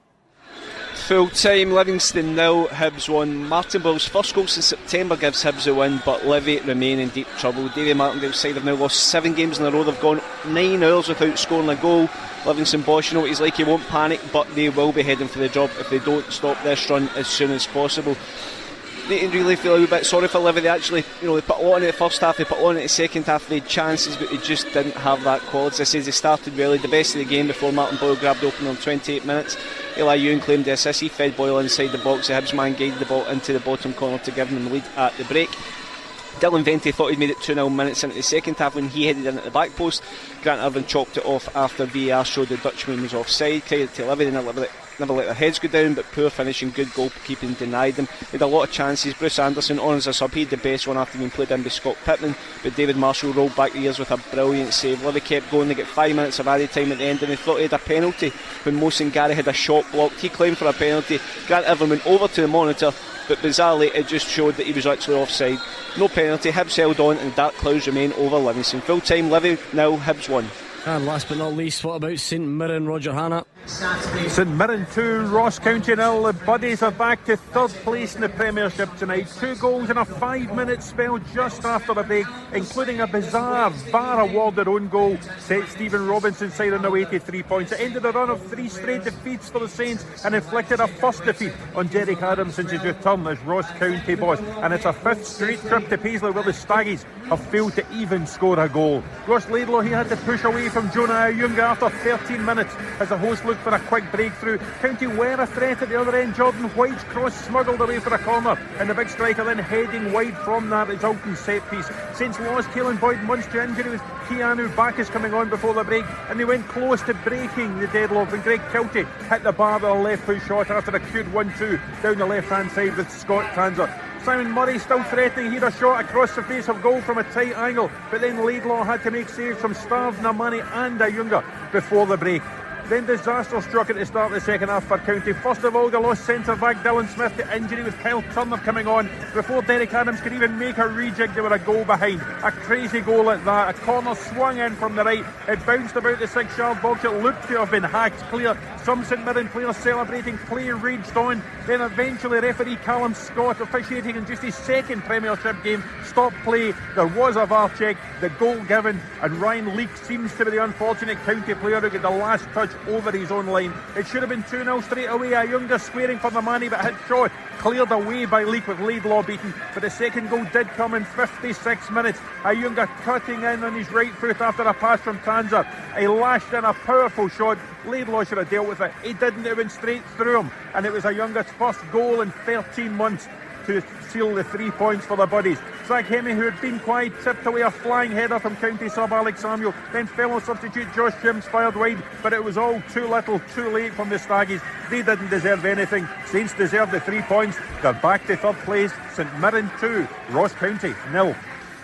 And it's over to you then, 01419511025. Once the games are done, we like to look back on them with you. You should probably be just about getting back in the car or the bus or the train or whatever after the game at Ibrox. So what did you make of it? It was incident packed. Rangers winning by 3-1. I've had a look at social media already. Those who do support Rangers think it's a disgrace, some of them, that Cifuentes was sent off and that Cantwell's goal was disallowed, and then everyone else thinks it's terrible that Rangers got a penalty. So normal service very much resuming on those issues. Any concerns about the Cup final next week, Rangers fans, in terms of the absentees and Motherwell fans? How big a point was that? What does that do for Stuart Kettlewell? Is it a sign of character, a sign of life? Is it papering over the cracks? You can let us know on the usual number. St Mirren fans, back to winning ways, you must be happy. And Celtic fans, what are your thoughts ahead of Rugby Park tomorrow? Let's answer those questions and more after these. After the action, it's your reaction. 0141 951 1025. Clyde One Super Scoreboard's open line. 0141 951 1025. Do you have something, anything to say about today's football? That is the number you dial and share it with Hugh Keevins, Mark Wilson and Gordon DL. There was a win for Rangers, full of incident though, because Rangers were down to 10 men in the first half. Dundee gave a penalty away for a short pull as well. There was, Philippe Clement was booked. Kevin Clancy had a busy old afternoon. There was a goal disallowed for Rangers they felt maybe should have stood. So there's a lot in there. Are you coming out of Ibrox? Pick up the phone, let us know what you made of it right now. 01419511025. Motherwell fans, it is another, I think it's the 7th It's around about that, the 7th goal in injury time this season. Does that show character? Does it show the manager has the players still fighting for him? Or is it just all not quite enough and you need to get some wins in? Pick up the phone and let us know. Good win, St Mirren fans. What did you make of it? And Celtic fans, I'm sure you'll want to discuss the trip to Kilmarnock tomorrow as well. 01419511025. Does O keep his place? Does he have to? What about Kyogo? Would he come back in and replace O? Would they both play? Cameron Carter-Vickers presumably not risked on the plastic pitch if he's got the hamstring injury. So whatever you've got for us today, it's 01419511025. It was quite the day, Hugh. Yeah, in terms of, I said at the start, title or turmoil. Well, as far as the title is concerned, Rangers are 5 points behind Celtic. It puts enormous pressure on Celtic tomorrow at Kilmarnock, because if you were to lose that game, the championship is very much back on the table. Turmoil for Barry Robson, a magnificent day, a belated goal, the fans going home happy, he's safe. Kettlewell, a late goal, a draw. I think even if it's on the back of draws, and he's had 3 in his last 5 games, even if it's on the back of a draw, he's clawing his way up inch by inch. He's 5 points away from Livingston, and I think that he will remain in office barring the unforeseen. Quite an amazing day at the bottom of the table anyway. When you think about it, probably about 15 minutes before the end, you look at 2 managers severely under pressure. There might have been big decisions to be made tonight, but Barry Robson, a great result that takes him into the cup final next week against Rangers. And for Stuart Kettlewell, yeah, Hugh's right, there's just that little bit of fight still left in Motherwell. However, I just wonder if the people upstairs who make the decisions are now thinking a win is almost impossible, because it just cannot seem to get over the line and get 3 points. So I wonder if there's still decisions to be made. I think down the bottom, Aberdeen are the real winners. Barry Robson's under severe pressure, going 1 down at Pittodrie. His team had to show a lot of character, certainly achieved that. The leapfrog Motherwell in the league, so that pushes him up a bit, looks a bit more healthier. Rangers obviously get the job done early on, should have probably been well out of sight by half time. A lot of drama in that game, a lot of decisions that people will talk about. Motherwell, I know what the lads are saying, but you're 13 games without a win, you're 5 points out of 39, you've dropped down the league again.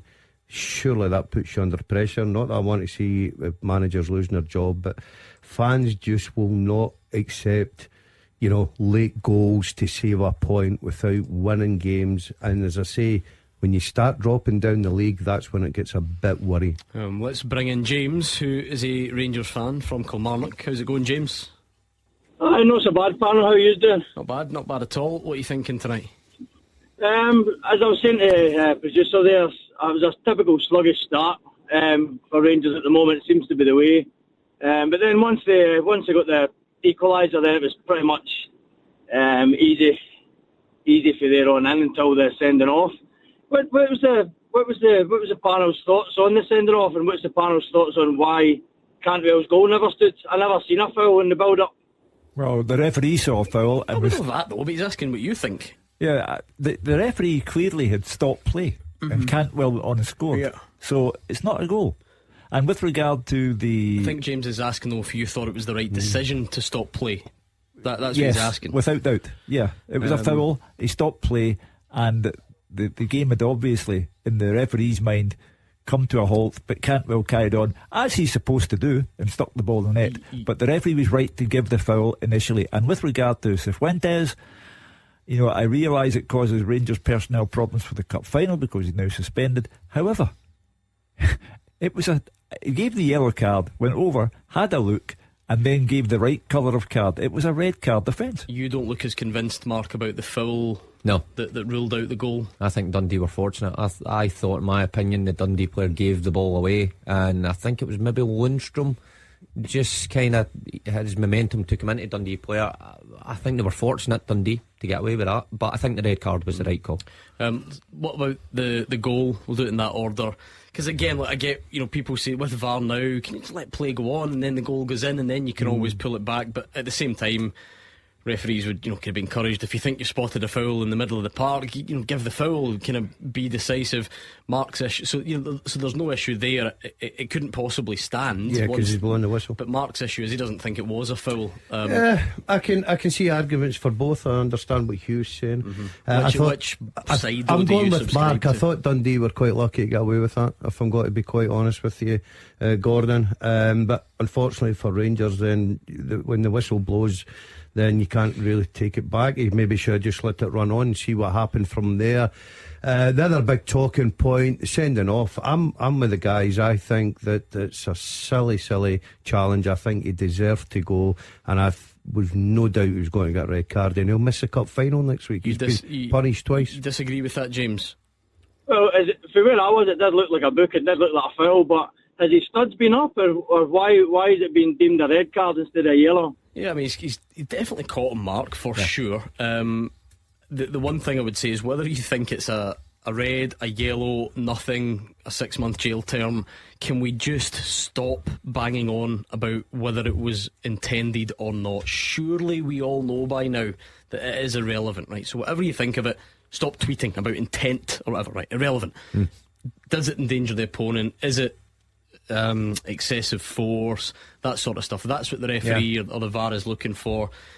There is clearly contact in an area that can be looked at as being, like we said, endangering opponent.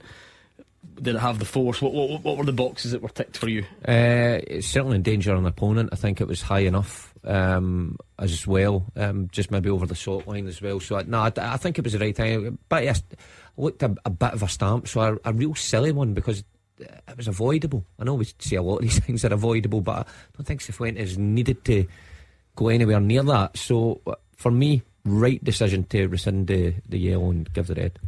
I think his manager will be angry with him, Gordon. He doesn't need to get in there. Rangers are comfortable. He gives the referee no decision to make. The referee goes over, has a look at it. It's a red card, and the more that it's a red card, he's endangering an opponent. There's no doubt of that. Celtic and Rangers fans have the same attitude, particularly when they're playing at home. You can't give that against us.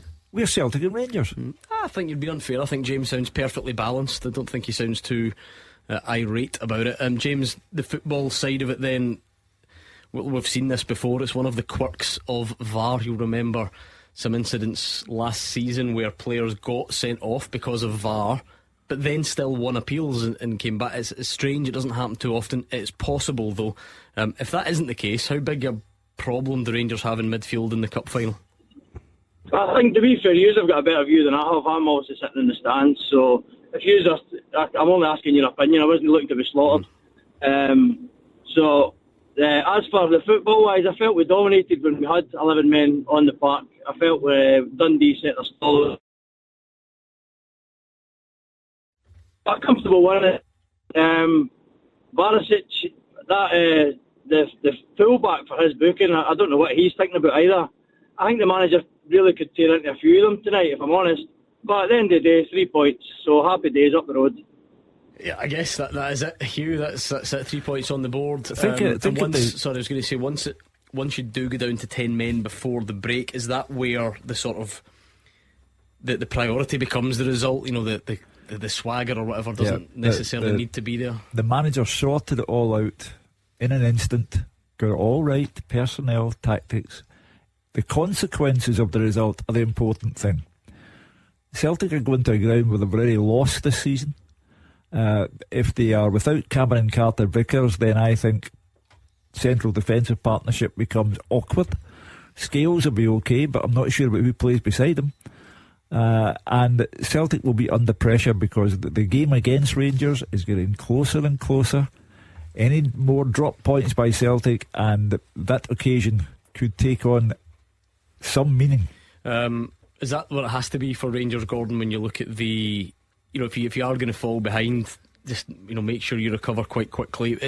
It's hard to get an overall feel of the game because the the decision to send off Cifuentes changes things, but Rangers were obviously very comfortable in the first half until that happens. To be fair, they had the game in the bag by half time, Gordon. It showed good character from them to go one down so early at Ibrox when everybody's along there, 49 plus thousand Rangers fans expecting a goal feast. And as James quite rightly said, Rangers have got a little knack of starting quite slow in games, but once they get back into 1-1, then the chances, the possession, when it was 11v11, it could have been a lot more for Rangers. You've got to be honest about it. It could have been a lot more. And then obviously second half, he's made the changes, decided to go 4-4-1, different formation as well, and they ran out comfortable winners. Another goal for Sima, James. What are your thoughts on him? Because there'll obviously be continued questions about whether Rangers want to keep him, how much they want to keep him. He's one of those players. When he first came up, he was getting absolutely terrorised for the stands, wasn't he? But he's turned it to settle in very well, and boy, he's on some serious form. I do think he is looking a wee bit tired later into the games, if I'm honest, because he's getting used quite a lot. But I do think he's been a bit of a revelation, if I'm honest. Very strong, very powerful on the ball. But for me, he could maybe be doing a wee rest, a wee game before we do come up against the Old Firm, you know. Good luck finding time to rest him, because there's not much else. But thank you very much to James. That was a good call, James. I enjoyed your company. 0141 951 1025. If you want to agree or disagree with any of that, the guys all felt that Jose Cifuentes should have been sent off, but a bit of a split in terms of whether that goal disallowed was the correct decision or not. Of course, there was a penalty in that game as well. So anything you want to debate there, Motherwell fans, I'd like to hear from you. Is that a good point? Is it, showing fight and character? How much do the concerns still exist? Let us know. We'll speak to you next. The games are over. The talking begins. 0141 951 1025. Clyde One Super Scoreboard's open line. Hugh Keevins, Mark Wilson and Gordon DL are here. They're looking for your thoughts on today's action or a preview of tomorrow, if you would prefer, Celtic fans. I know the traffic's bad and it takes a while, but you Rangers fans must be getting out of Ibrox by now. Why not give us a call? Was it a satisfactory afternoon? Do you just take the 3 points given the red card? The guys all feel it was a red card. They do think there's a bit more debate though about the goal that Rangers got ruled out. That was a caller that put the questions to them. Of course, there was a penalty in that game as well for a shot pull. If you've any thoughts on that one, phone us right now. And a big afternoon at Fir Park. You can read whatever you want into that late equaliser on the same number. And you Celtic fans, what about tomorrow? Is Kilmarnock still that type of venue? Does it give you a bit of fear? Does it give you a bit of dread? Or do you have much more confidence than that? Should O keep his place in the team? Or would you bring Kyogo back? And if Cameron Carter-Vickers is not rested, does that mean Nat Phillips naturally steps up because he's the next in line? Or for you, is he not doing enough? Does it need to be Lager Bielka or Mike Nawrocki or something surprising like that? Do let us know. James is on the line. How are you, James? Yeah, I'm okay. What about yourself? Oh, good in here. Can't complain. What's your point tonight? Thanks for having me on the show. But yeah, my point is, I'm not a Motherwell fan, but I'm doing stadium tours round the stadiums. That's my 7th stadium today was Motherwell. I've been keeping up with the last few weeks, and Motherwell today it was shoddy by the team. Either the manager's lost the dressing room or the players just don't want to play. Obviously, the first goal was a mistake by the goalkeeper. I don't know what he was doing, but at the end of the fans didn't really look as if they were getting behind the manager, but they didn't really look as if they were wanting him out either. There was not a lot of booing round the stands. Apathy, James, that's when it's even worse, isn't it?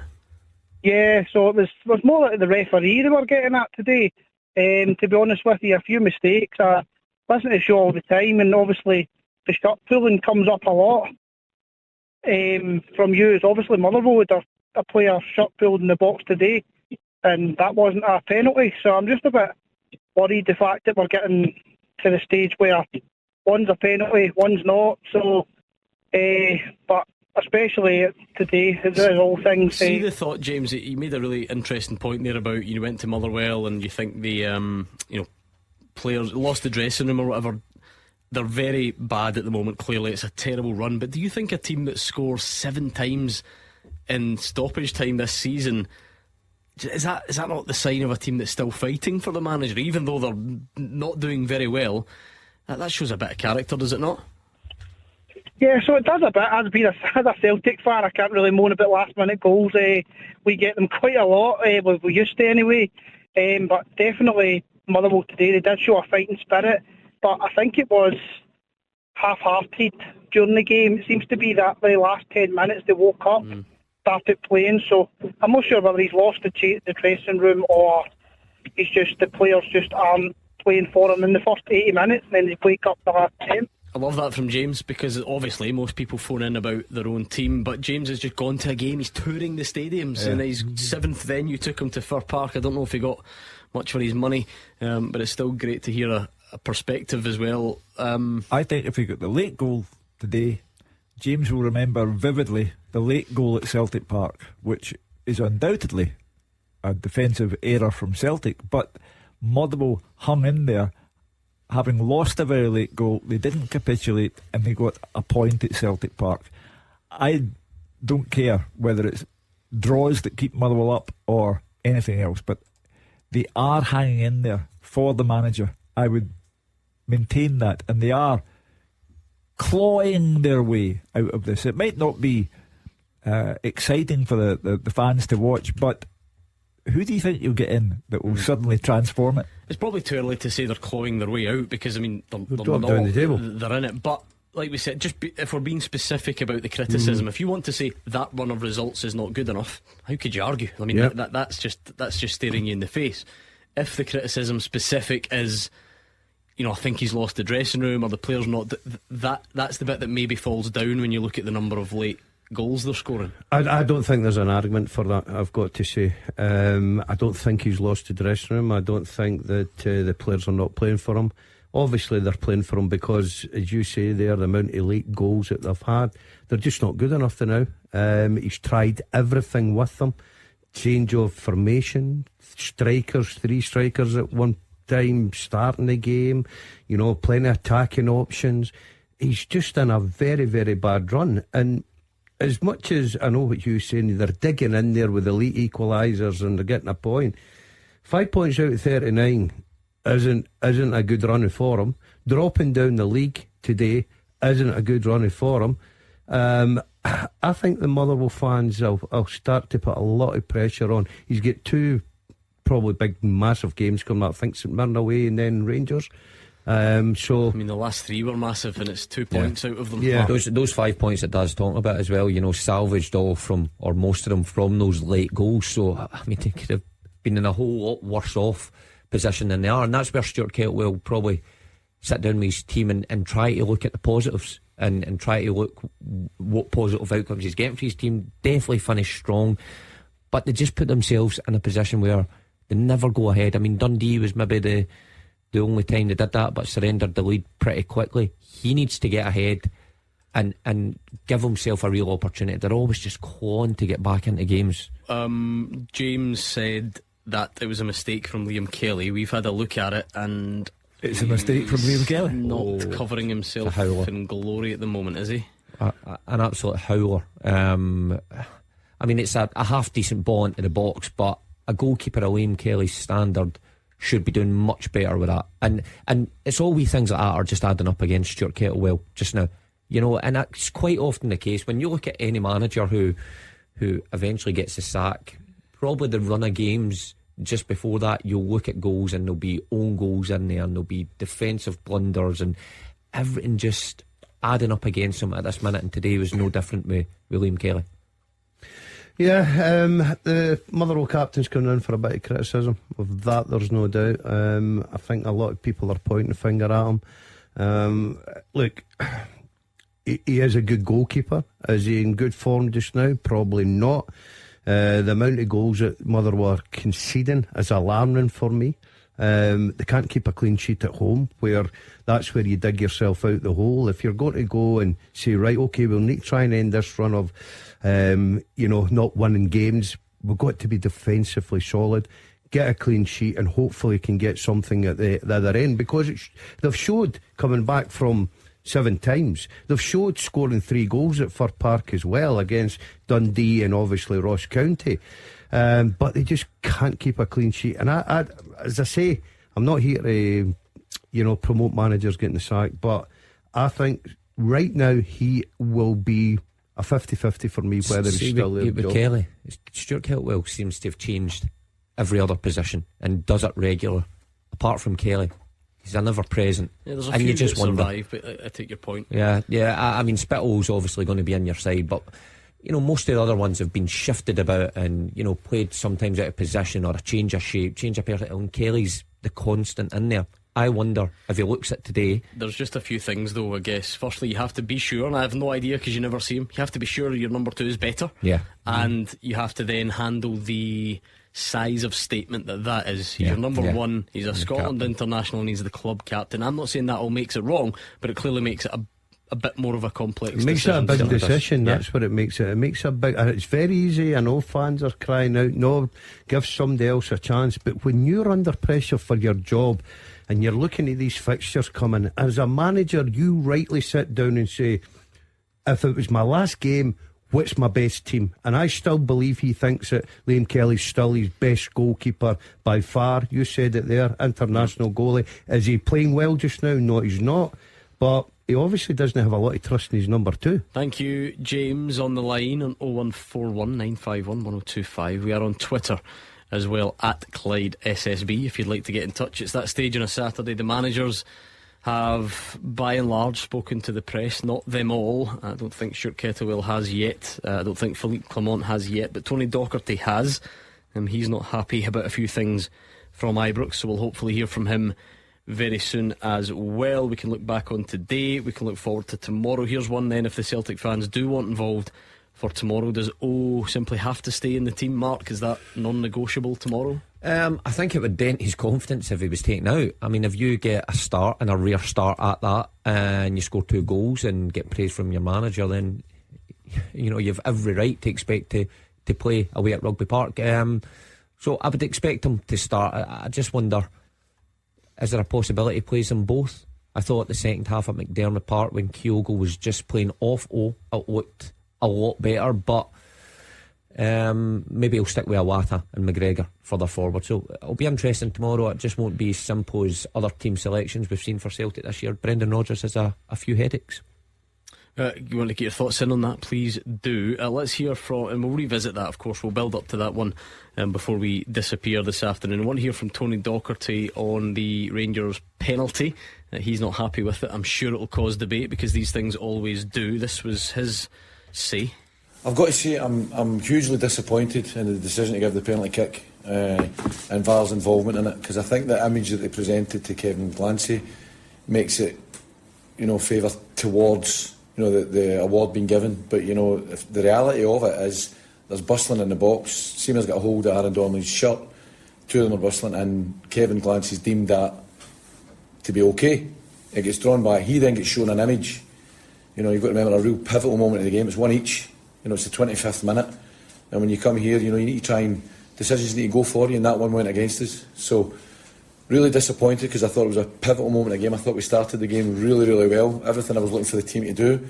We were gaining territory. We had a great opportunity. Lyle Cameron almost scores. We get the corner and we score from it. So a good start to the game, and then Rangers come back into it, and an unforced error by us, and that's just such a big decision that goes against us. One man's opinion, it's a penalty all day long. We've seen it many times this season. Hearts were guilty of it at Ibrox when they played Rangers there, the shot pull. The clue is in the title: video assistant referee. He assisted Kevin Clancy by saying, look, I think you've missed this. Let him see the incident. It's a clear-cut penalty. My job can be pretty easy, because I just need to explain at times, to remind everyone of the kind of process, and then you can decide if it's a penalty or not. That's not really up to me. So, as we said earlier, what sort of criteria do they look at for a shot pull? Because the starting point has to be that not every shot pull in the box is a penalty, because you would genuinely be there all day. So is it in the vicinity of the ball? Does the shot pull make an impact on the player trying to get to? I.e., does it stop him in his run? Does it stop him jumping properly? I mean, he might still get to the ball, of course, as Sima did, but does it put him off in such a way? Does it impact the way he gets to the ball? Is it prolonged shot pulling? Is the player getting away from him?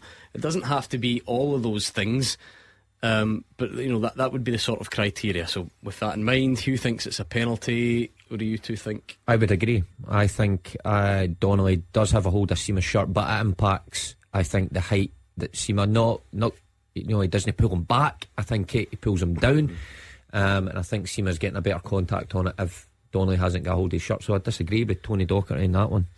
I agree with Tony Docherty in the fact I thought Dundee started well. They had a good chance, scored a goal. 1-1. It is a big moment. It is a big decision.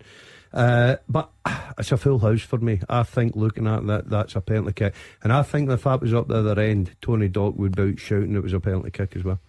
Always good to see Scotland internationals doing great things, and John McGinn tends to do great things. Aston Villa 1, Arsenal 0. It's a great goal as well. Back to goal, but 8-9 yards out, swivels and blasts it high into the net. It's a brilliant start for Villa and a great start for him. Let's bring in Nathan, who's a Rangers fan on the line. How are you, Nathan? Yeah, I'm good. What did you make of the game today?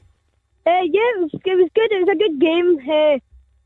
It was a couple of good goals. I don't think that the goal should have been chopped off, but I do think that Cifuentes should have got sent off because it was quite a bad challenge.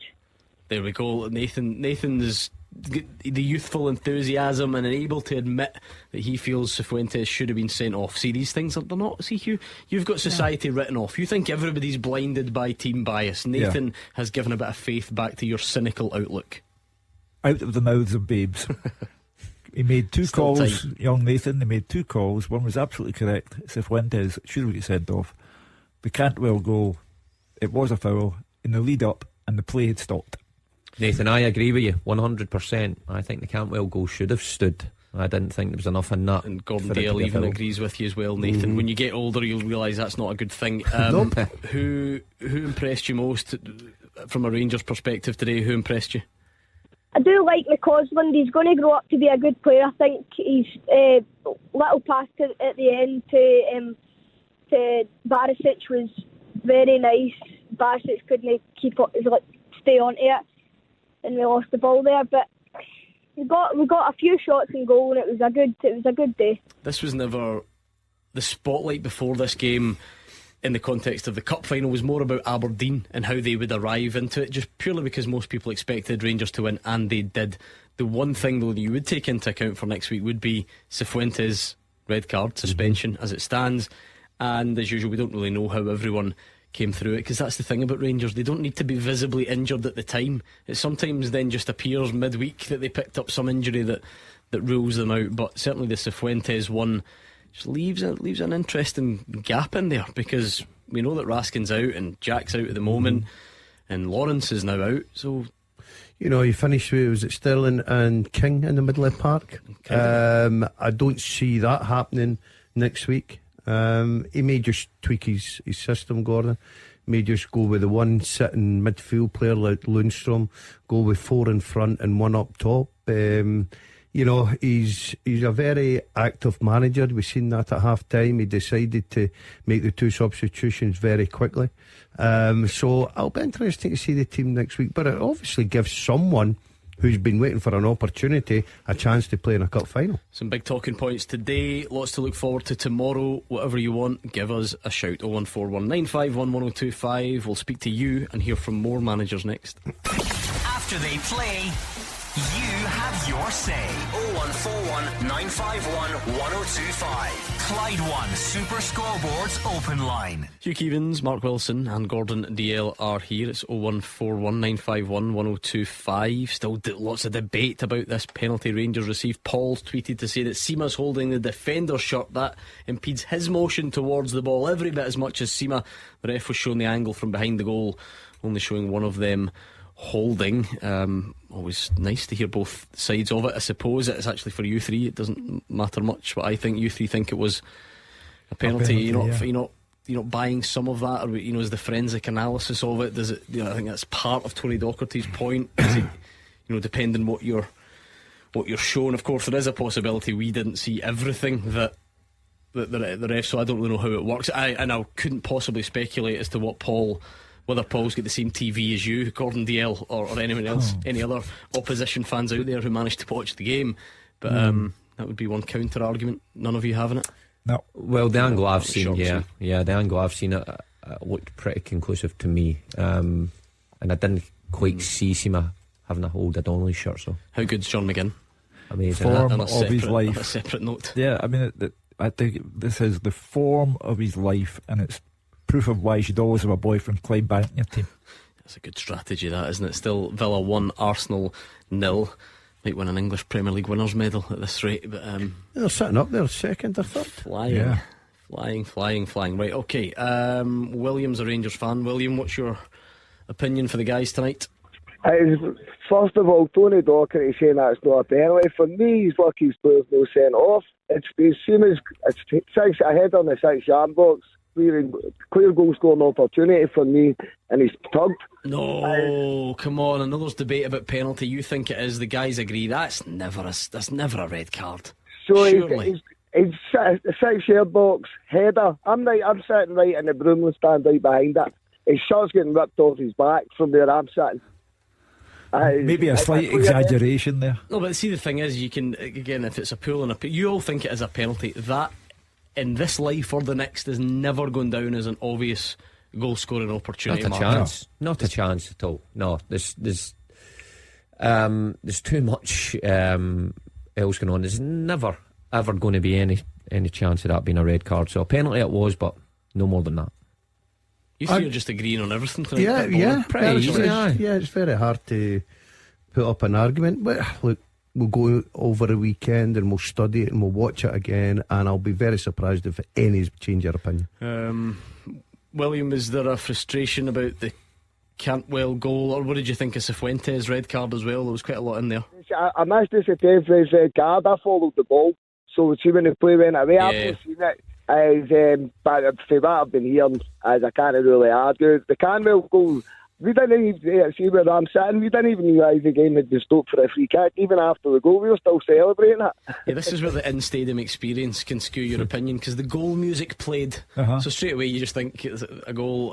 Kevin Clancy, he certainly pulled it back in a lot of time, but whether you think that was right or not is a different issue, I suspect.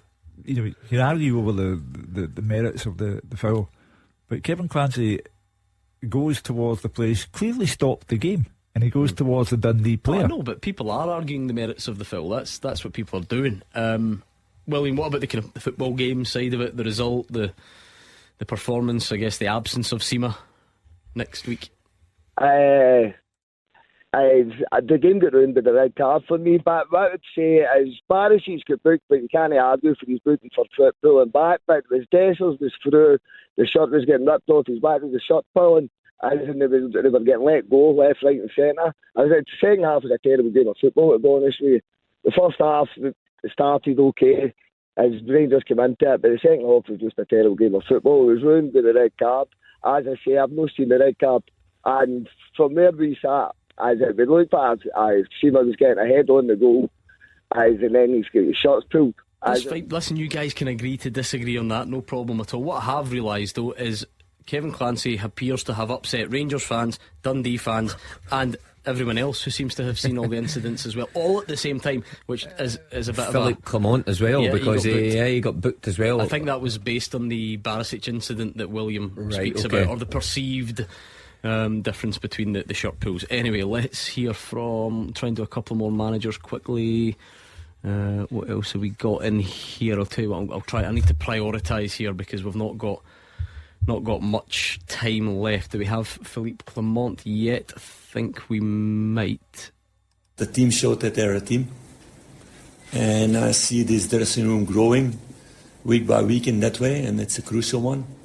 We're putting a lot of attention towards that also, because I know, and it's a very important thing for me, without a really strong dressing room where everybody fights for each other, where everybody is available for the team, you don't win trophies. Or you can maybe win with luck, but at the end you will lose more things.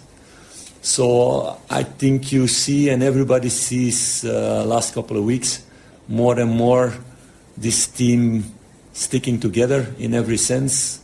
And for me, the best example is also players coming in, even playing in positions that they're not used to playing, but doing the job for the team and doing it really well.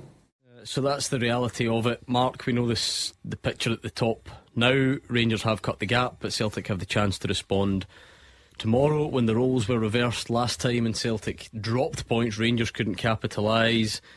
Look, we need to do this dance quite a few times, not only between now and the end of the season, but between now and the end of the year when they meet.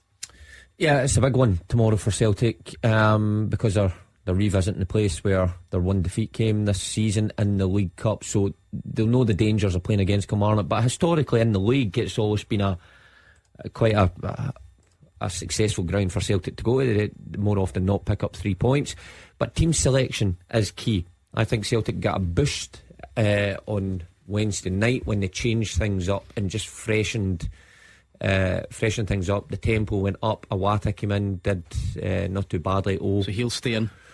You would think so, and that just releases Callum McGregor to go higher up the pitch, so it maybe solves that problem of who's the best out of Turnbull or Bernardo. Well, none of them. Put McGregor in that position. And pecking order wise, I mean, quickly, would you assume Carter Vickers does sit out tomorrow if there's a concern on the hamstring and the pitch and all the rest of it? I would say so. Right.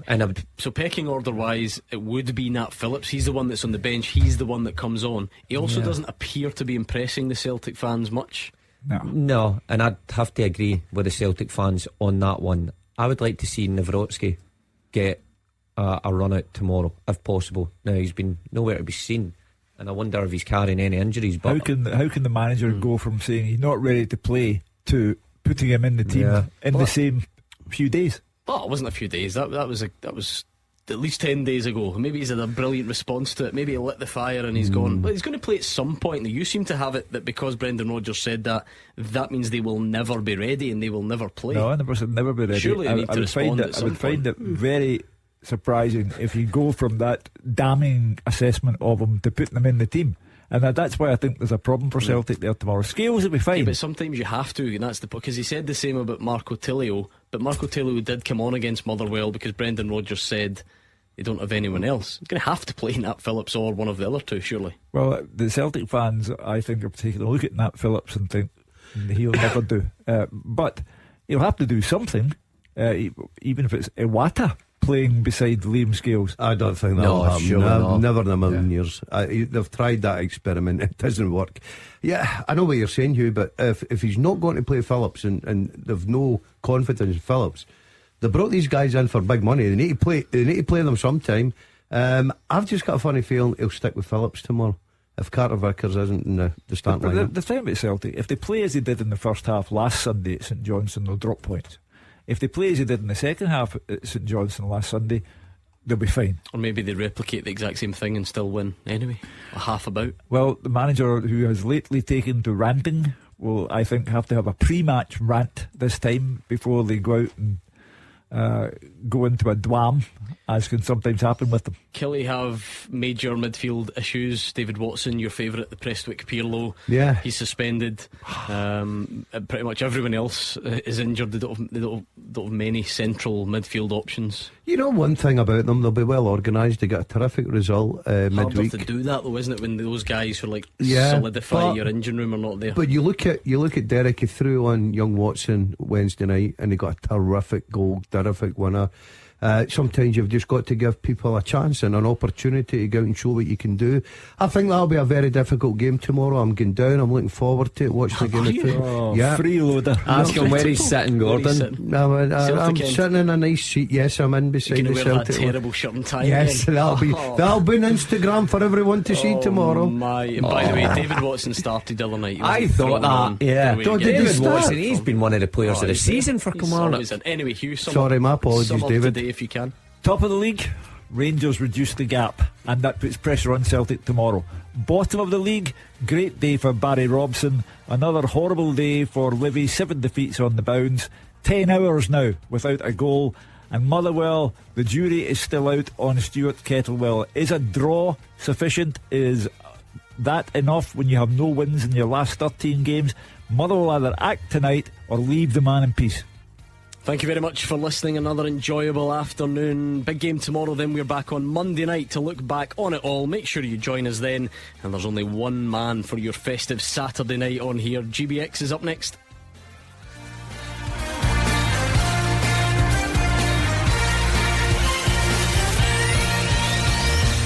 Hey, Red, what are you up to? Just making sure all the M&M's gifts are wrapped and the balls filled. Remember that one party when we had no M&Ms? Oh boy, I still have nightmares. The biscuits? Yeah, you used all the M&M's candies that were meant to decorate the party treats, to decorate snowmen. You did it again, didn't you? They do look cute, though. Bringing cheer, M&M's for all fun kind.